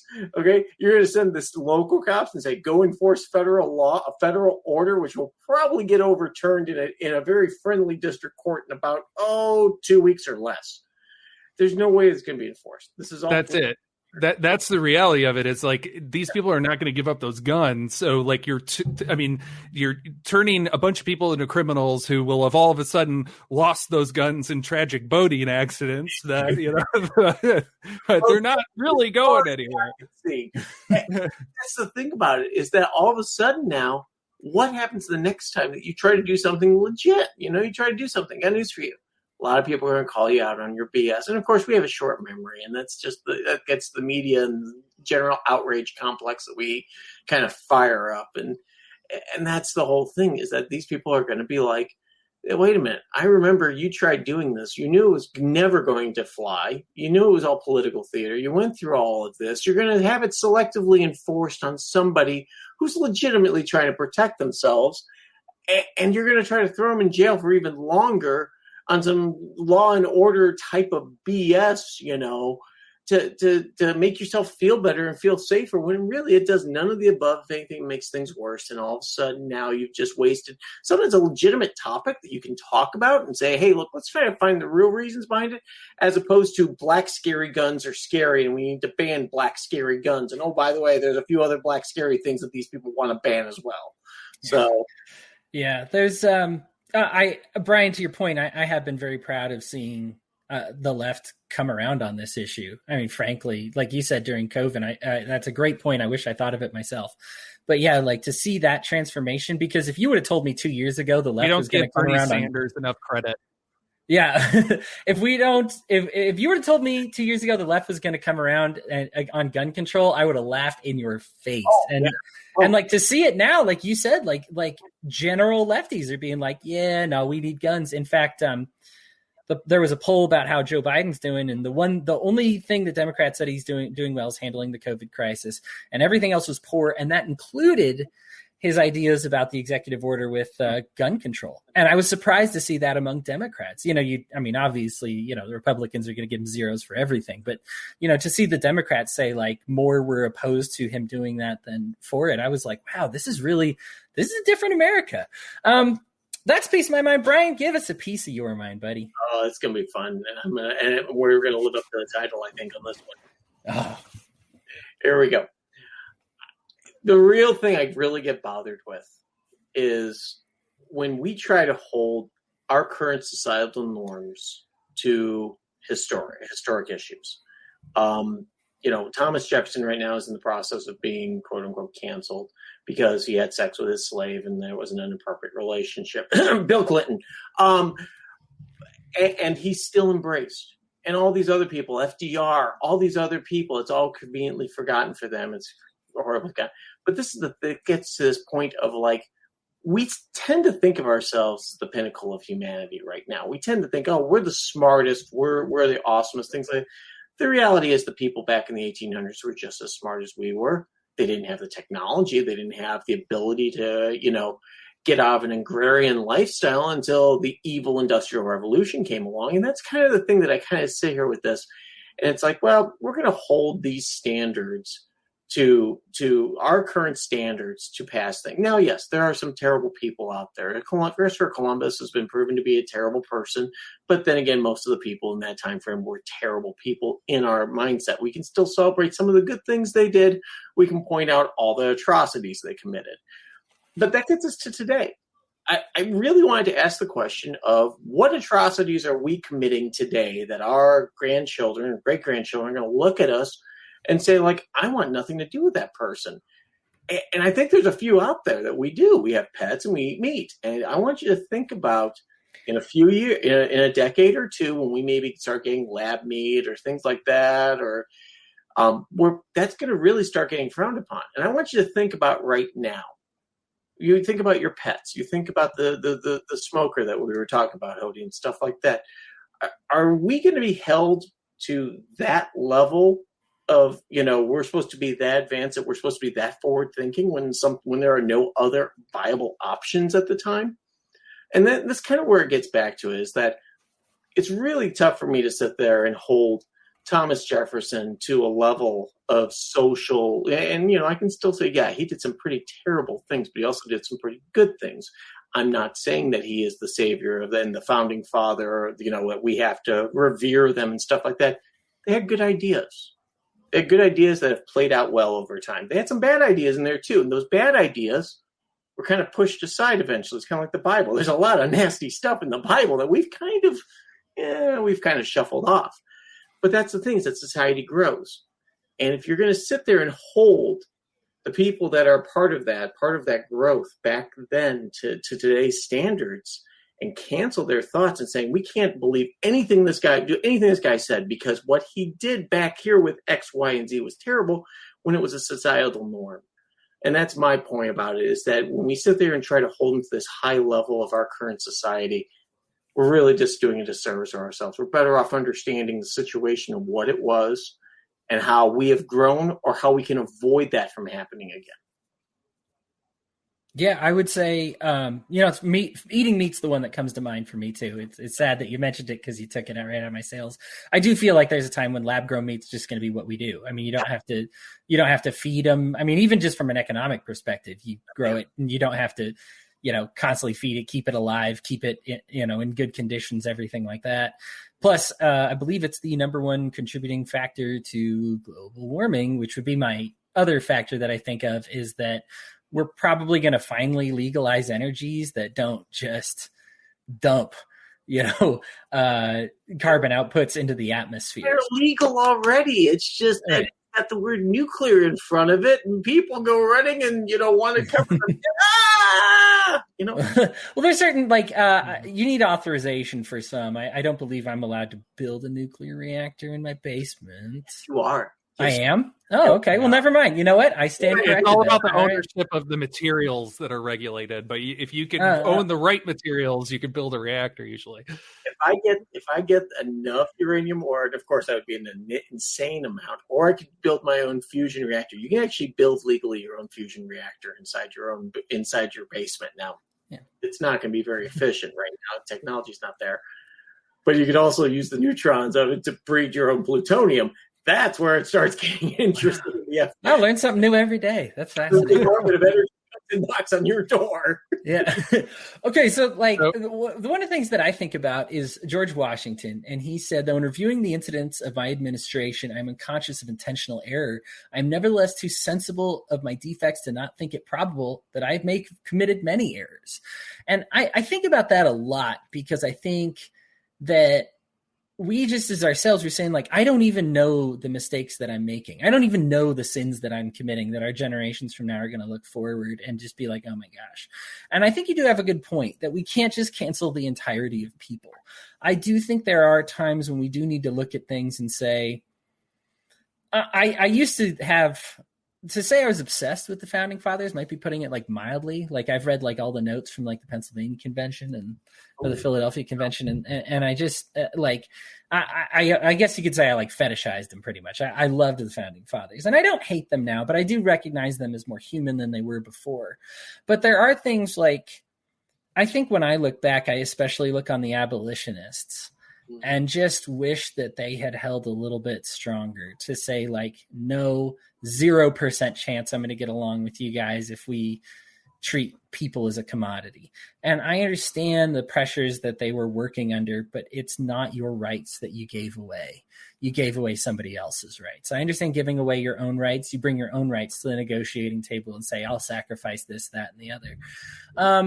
But we can't, you're right. We can't trash everything that they did. And we should still be able to take intellect from them despite of those things. That said, I do think there is some room for saying hey, here's the mistakes they made. Here's how we learn. Here's how we grow from them.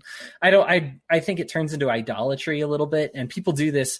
I mean, we're libertarians. We got superheroes. I didn't want to believe certain things about Rothbard and Ayn Rand and Milton Friedman, some really cool people that I take their essays and I looked up to them in their books and I'm just isn't this super cool? And they're like, yeah, did you know Ayn Rand really hated anarchists and she was kind of a big statist when it came to protecting the economy and stuff. And I was like, no, you kill me. I don't want to think about these things. But I think it's important that we look back on those things and say okay, you know what?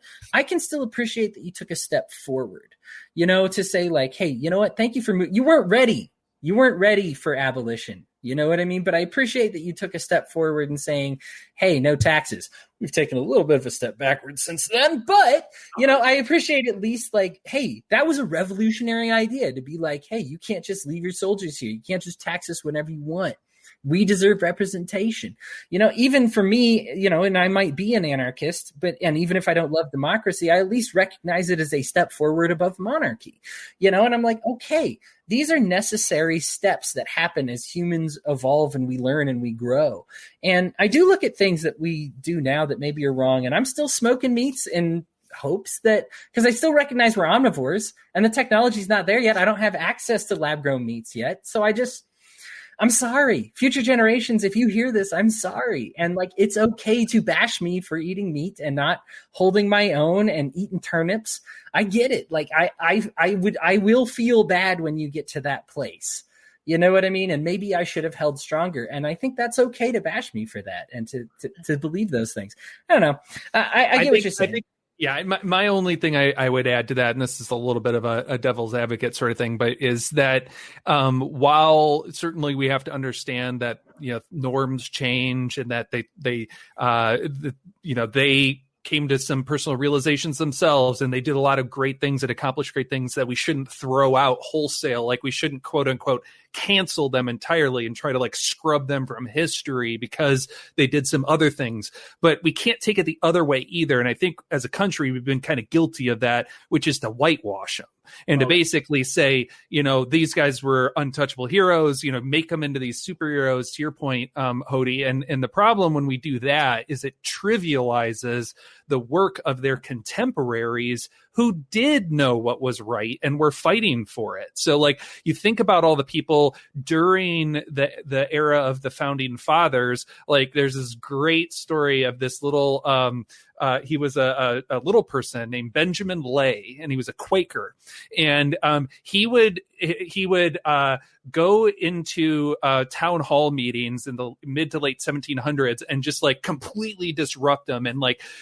call out people for the evils of human owning and like all of this stuff. And like you had these people that were passionately fighting for it and like saw the evil for what it was. And when you just say, oh, they were a product of their times, and you're kind of writing off that, no, there were a lot of people in that time who were calling it out for what it is. And so I wouldn't say, let's erase them from history either. I wouldn't, but I would just encourage us, let's make sure we still mention that and say, yeah, he was a slave owner. And yeah, like that was there, even at the time, there were some people saying that was not such a good thing to do. And there is some moral culpability there on Jefferson's part. So I just had to Google Benjamin Lay. The only picture they have is a really terrible painting. Oh, yeah. It's not. I think if I remember, he was a friend of Benjamin Franklin, actually, and that painting was commissioned by him. I think the one that's the most famous. So yeah, was Franklin? Well, we knew Franklin was drunk most of the time. Close enough.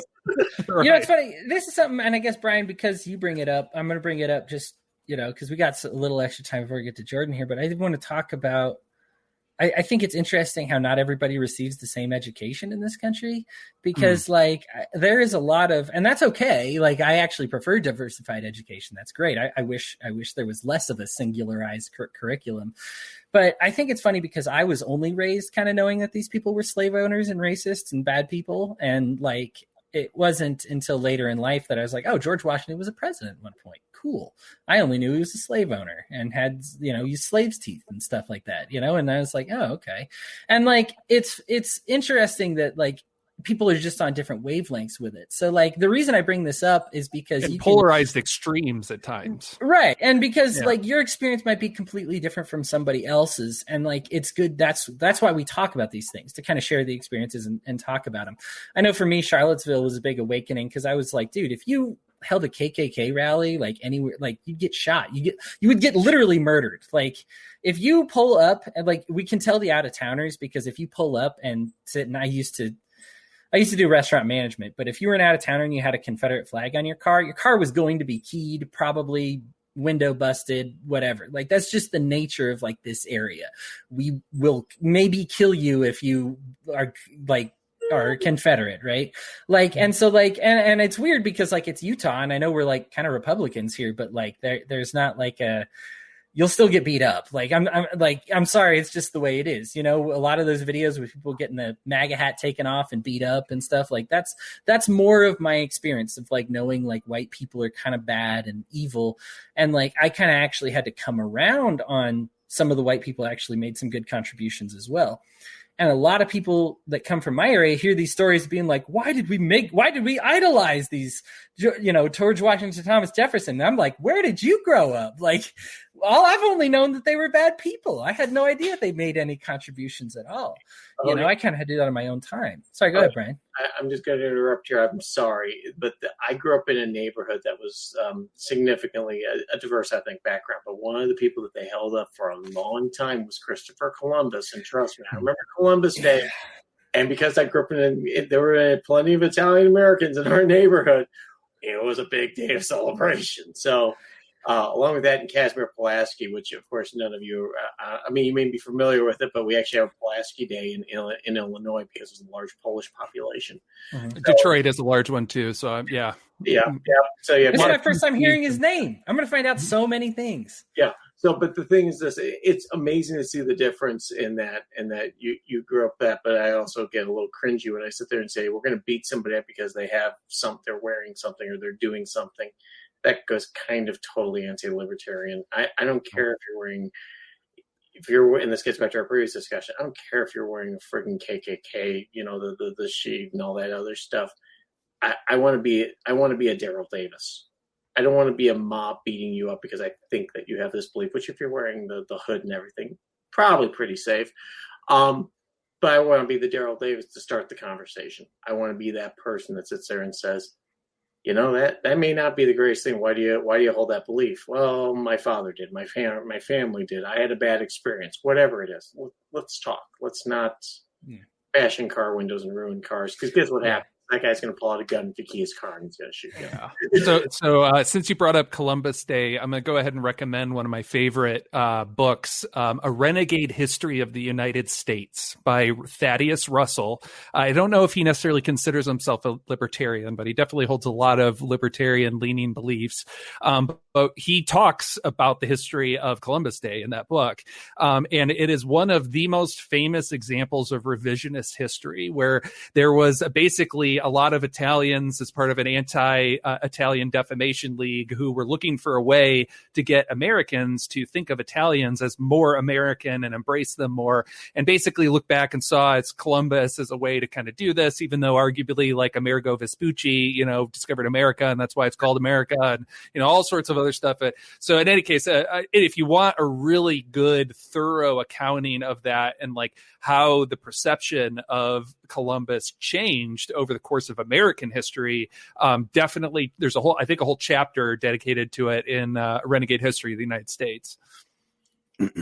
Yeah, I think Thaddeus Russell coined the phrase ultra revisionist, because there's revisionist, and then there was we were looking at a revisionist history, and then we saw the history, and then we revised it again to be like, let's make it even cooler, right? So ultra revisionist.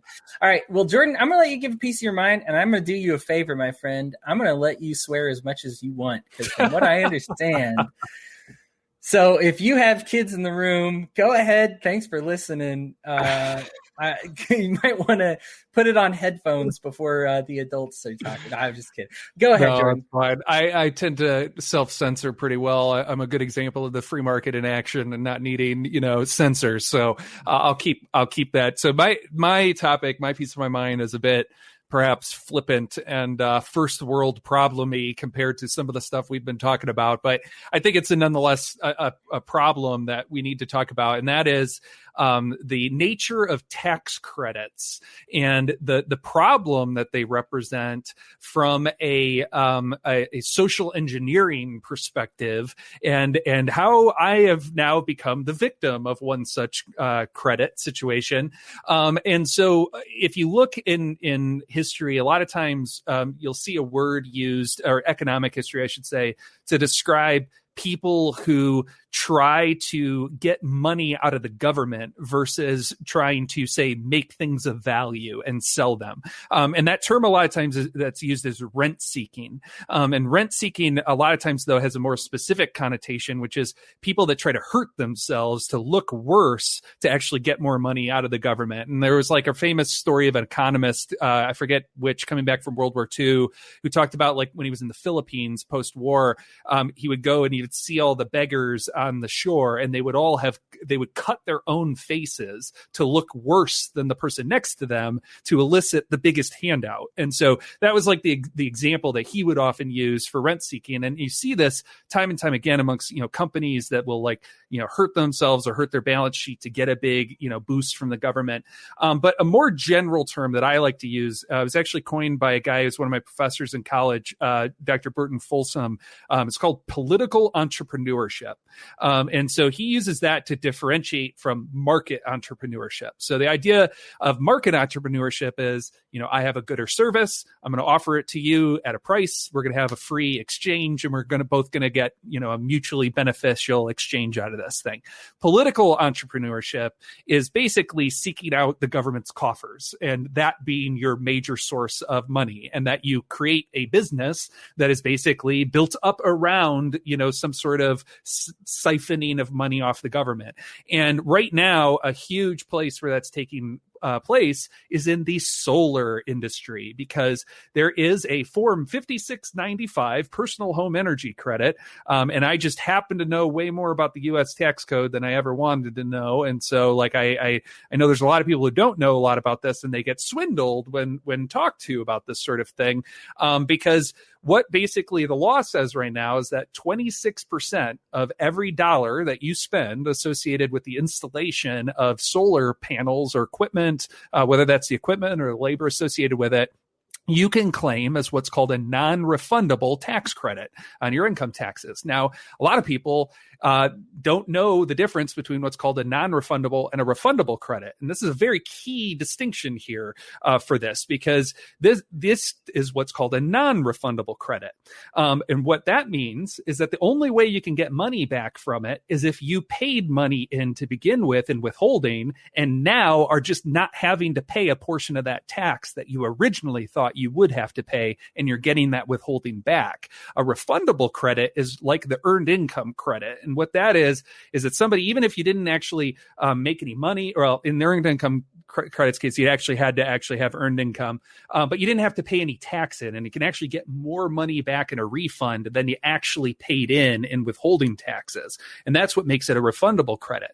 Well, the problem that this creates is that it creates an incentive for a big company to come up, and one of which, I won't mention their name because I'm likely to be kicking off a class action lawsuit against them here before too long. It will spring up and basically farm these credits out of individuals that don't know better. And so they'll go to individuals and they'll sign up agreements. And in my case, I knew this part of it going into it, and I knew the nature of the credit. I knew that I had enough taxable income to be able to get the full extent of that non-refundable credit.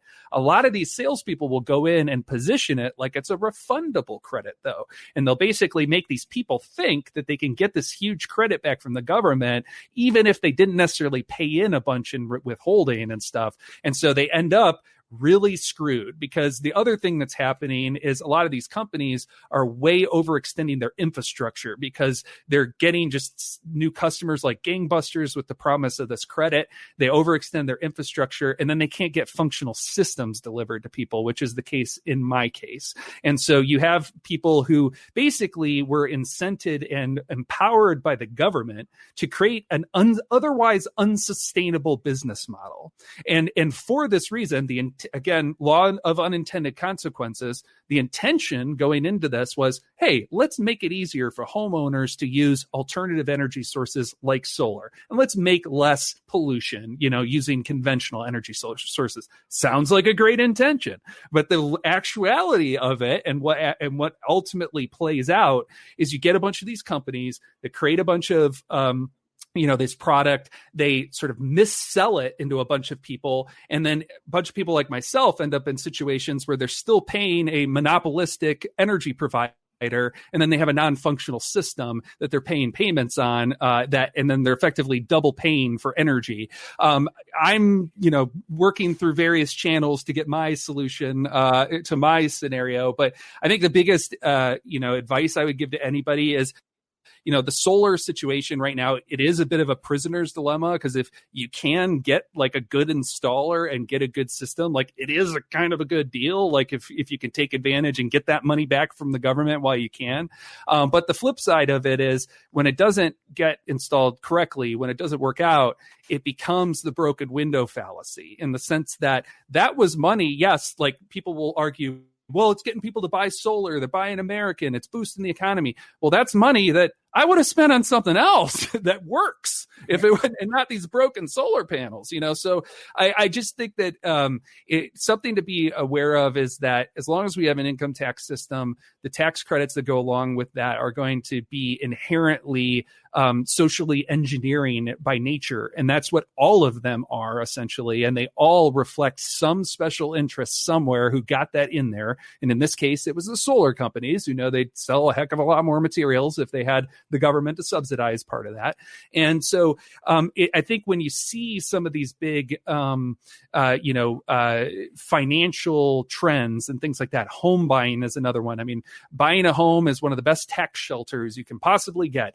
But a lot of these are bubbles that are getting created artificially by the government through these, social engineering programs that just so happen to be in the form of a tax credit. And you end up in these scenarios like me where, you end up in a net worse off scenario for society where I'm paying more for energy. I'm not really getting the value out of it. Whereas had the government not meddled in it in the first place, somebody else would have created something of value and I would have used my money to buy that instead.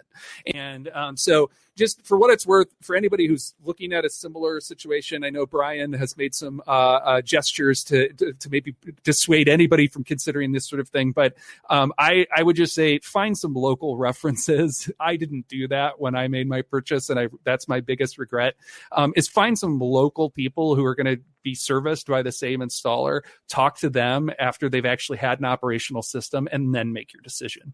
So that's my learning that I'll pass on to everybody else. The funny thing about it is I think it was yesterday, I was driving home and I started to see the solar thing park out here in Indiana. And it's kind of funny because Indiana's probably like one of the worst places for solar planet.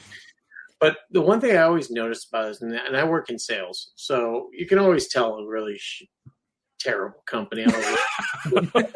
Right. Nice self-censorship, yes. Picture of a dumpy-looking guy on their advertising, like, hey, I'm Earl Shive, for $99.95 I'll install. If there's a picture of a dumpy guy that is not at all attractive and frankly would kind of scare you in general public, and he's the face of that company, turn around, walk the other way, because that's what I saw plastered on the side of this car. It's like solar, and then the guy just in there like. That may or may not be the company in question, for what it's worth. If I'm in sales, the last thing I'm going to want is to sit there and have a picture of me going. Yeah, I may have created a satire site viciously attacking him as a CEO. I won't give the URL, but I think that lent to my service date getting moved up last time. So, now that this is a problem that, like, I appreciate you sharing it with me, but now that I know I can build a nuclear reactor in my room, I don't think I'm going to have to deal with this anymore. Right, so. right. Hodey, before we start that, okay, let's get together and have a little discussion on the actual value of doing it. But you mentioned some sketchy people coming over. I mean, this guy calls himself Mr. Hamas. Hamas? He wants to help me install it. I don't know. Right, yeah. But yeah. Oh, Hamas, that's it. He wants to help me install it. Yeah, and it's going to be great. I wouldn't worry about anything sketchy going on. No, it's bad. I can even bring income tax full circle around to closed borders. Closed borders is heavily grounded in an income tax. Yeah. Historically, actually. Once again, this actually contributed to like World War I, and seizing of Alsace-Lorraine and other terrible things that have kicked off massive global conflicts. Because what happens is when you have a tax that is just based on sales, who cares where they come from? I don't care. Tax is just based on sales, whatever. If you have taxes based on importation, that's kind of how we started things here in America, and that was kind of a common world thing. All right, well, hey, here's what got imported. Here's the tariff. We pay that. It's all done, right? Like, you don't have to worry about who's in and outside. When you tax income, then it matters who's in your borders. And this is actually how borders kind of got more solidified. They actually had loose borders. This is why when you look at those older maps, they kind of have these loose, they don't match each other as far as where the borders are, because it's kind of irrelevant. And the people of Alsace-Lorraine is actually a particularly sad one, because I think it was 60-40 or something, but like French and German people like cohabitating, right? Like living together, forming communities together, all in the same land. And of course, the French and the German people establish an income tax. And who wants that money? Well, they both do. They want 100% of that income tax for the people who live there. So what do? They try to claim the land as their own, all of it, as opposed to just some of it. And so this is actually huge. Income tax is responsible for a lot more than you even think. Like it's responsible for war, and it's responsible for the borders we were talking about. Go ahead, Brian. Cody, it's not fair that they aren't paying their fair share in Alsace. Their fair share because historically they have been marginalized, and we need to make sure that their funds are going properly to make sure that we get all pet projects taken care of. Oh, by the way, once again, it's one of those that kind of like masquerade around as like virtuous, right? Like just being like, hey, I'm just trying to, like you said, the fair share thing, but who ends up paying the price? Look, you can believe you don't pay the price. Guess what happens if your company, if their taxes goes up now, and this is something I can tell you from restaurant ownership, what happens when their taxes go up by, 20% or, something like, man, when I was working at Applebee's and the ACA thing came around, guess how many full-time workers we could afford to have on staff after that? Like none. Everybody was down to part-time or lying about their hours. Those are the two things that you could do, and it's just, and it wasn't that we like, I get that you think that like, oh, maybe we're just an evil company or don't care. Look, I saw the books. Restaurants especially like usually are hovering around I guess if I'm going to talk about your average restaurant, they actually make negative money and go out of business. But as far as like most restaurants that don't go out of business, you're looking at like the 1%, 2%, 3% range. If you're in fast food for sit down places, you're probably looking at 3 to 5%. There was not a single company that reported over 10% actually in sales. So like you're looking at 10% or less. So if you juice it up, this in the news today, Joe Biden's looking at the biggest instituting the biggest tax increase since 1942. And this is devastating. And this is devastating to employment. And it is something that wars are literally fought over. It is something that has literally collapsed entire countries and economies. And you can say it's like getting them to pay their fair share. I would want them to pay their fair share too. If people must pay, everybody should pay what's fair. But ultimately, the buck stops with them, as opposed to the buck stops, way before it gets to me, right? That I don't see a pay increase or anything like that. All they do is they hire less people, they cut more hours. I was part of if I'm going to talk about restaurant management, I was part of a Buffalo Wild Wings and a Texas Roadhouse, and we converted each one of them into like, this is in Washington when they did the insane local tax in Seattle. And we converted both of them into a Sizzler style. Cafeteria style. Yeah. Where you order at the beginning. We hired a person at the register. You got rid of all their servers. People there, the people even that we hired who were making that $15 an hour, like minimum wage and paying the extra taxes on it, were bunking like 4 to a room, like going 4 to an apartment or whatever. It's not good. If you think it goes well, then you need to talk to more people is all I can say. Because it does go well maybe for some people and you can find individual examples. But by and large, I mean, what happens when they raise taxes? For every, 900,000 people that get lifted into the next state, you get 1,400,000 people that fall into the lower class. It's punishing. I don't know. I don't well, when the Fed... Go ahead, George. I just always say when the Fed's printing, 1.9 trillion at the drop of a hat, why do we bother even collecting taxes anymore? Like, what's the point? Keep it. Just keep it. Well, here's what I've never heard of a minimum wage that doesn't coincide, or an increased minimum wage doesn't coincide with a tax waiving. Okay, if you make under $15 an hour, guess what? We're not going to collect any income tax from your state, local, FICA, anything. We're just not going to collect anything from you. And people go, oh, that's a good idea. And the feds are like, no, it's a terrible idea because they want that money.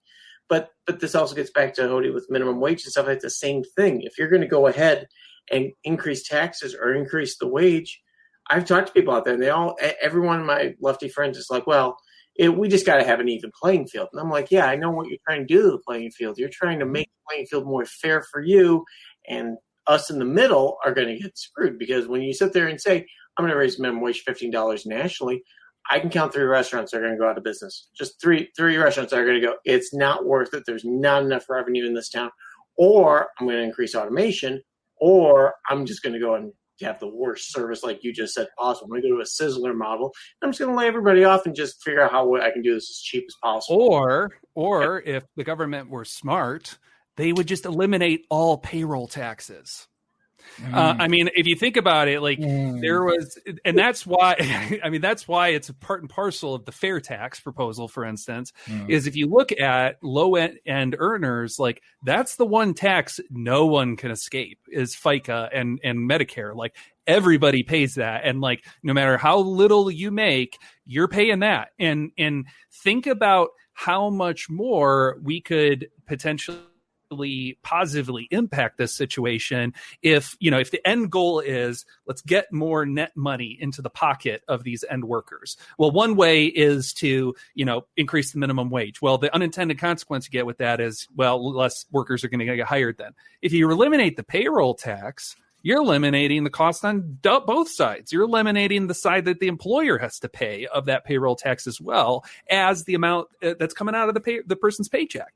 So like, that's why like it's insane to me that like more people aren't proposing this. And it just shows you just what a racket government is, that no one is proposing that. And that, they're all just playing on the same team against us, the people. That's the solution, but nobody's saying it. And that's as telling as anything right there. Jordan, I'm calling the police right now. You're making way too much sense. I was reading some economists that were trying to like justify the tax, and it's funny because you go back to even the Trump tax cuts. I have very few good things to say about Donald Trump. The tax cuts were one of the good things that I'll give to him. Not the taxes that he increased elsewhere with the tariffs and everything, but at least the taxes that he did decrease. Huge. I was working at a mom and pop steakhouse here in Utah, and I mean, we're talking upgraded all our products, paid our employees better. You're in Utah, lower tax rate.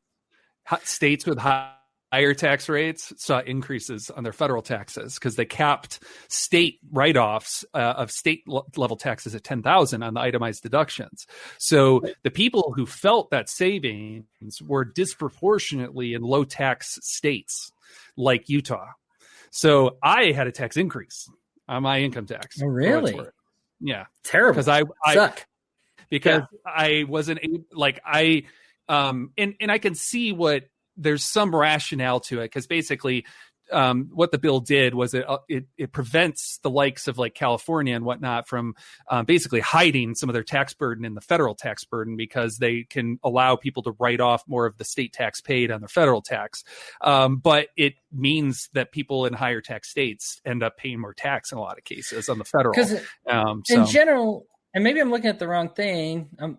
I am looking this up. It looks like the highest bracket, which unfortunately, even as a mom and pop steakhouse, I could go off on this forever. Well, and this is where it depends on your mix of things. Like, do you have a house? Do you have different other, deductions that you can take? So it really is. It could be across the board, but in my particular case, I ended up with a net increase. Yeah, well, and I'm specifically talking about business, I guess, in this case, because we went from 38%, it looks like, to 21%.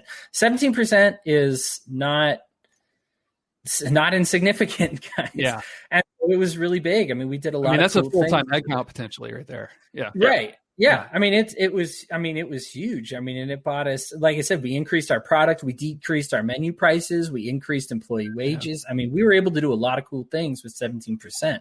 I mean, when you're in a business that's like in the habit, and this one in particular isn't. I mean, they're making, like I said, most sit down places making between 3% and 5%. They're probably closer to the 0.5% to 1% situation. Mm-hmm. And when you're in that situation and somebody says, "Here, save 17% of your money," I mean, it's unreal. And it's one of those, the economists even had to talk about it, and they talked about how the Trump tax cuts, at least in the business end, actually did yield higher revenues. It wasn't, it's funny because the big story was that it wasn't as high as what other countries were making.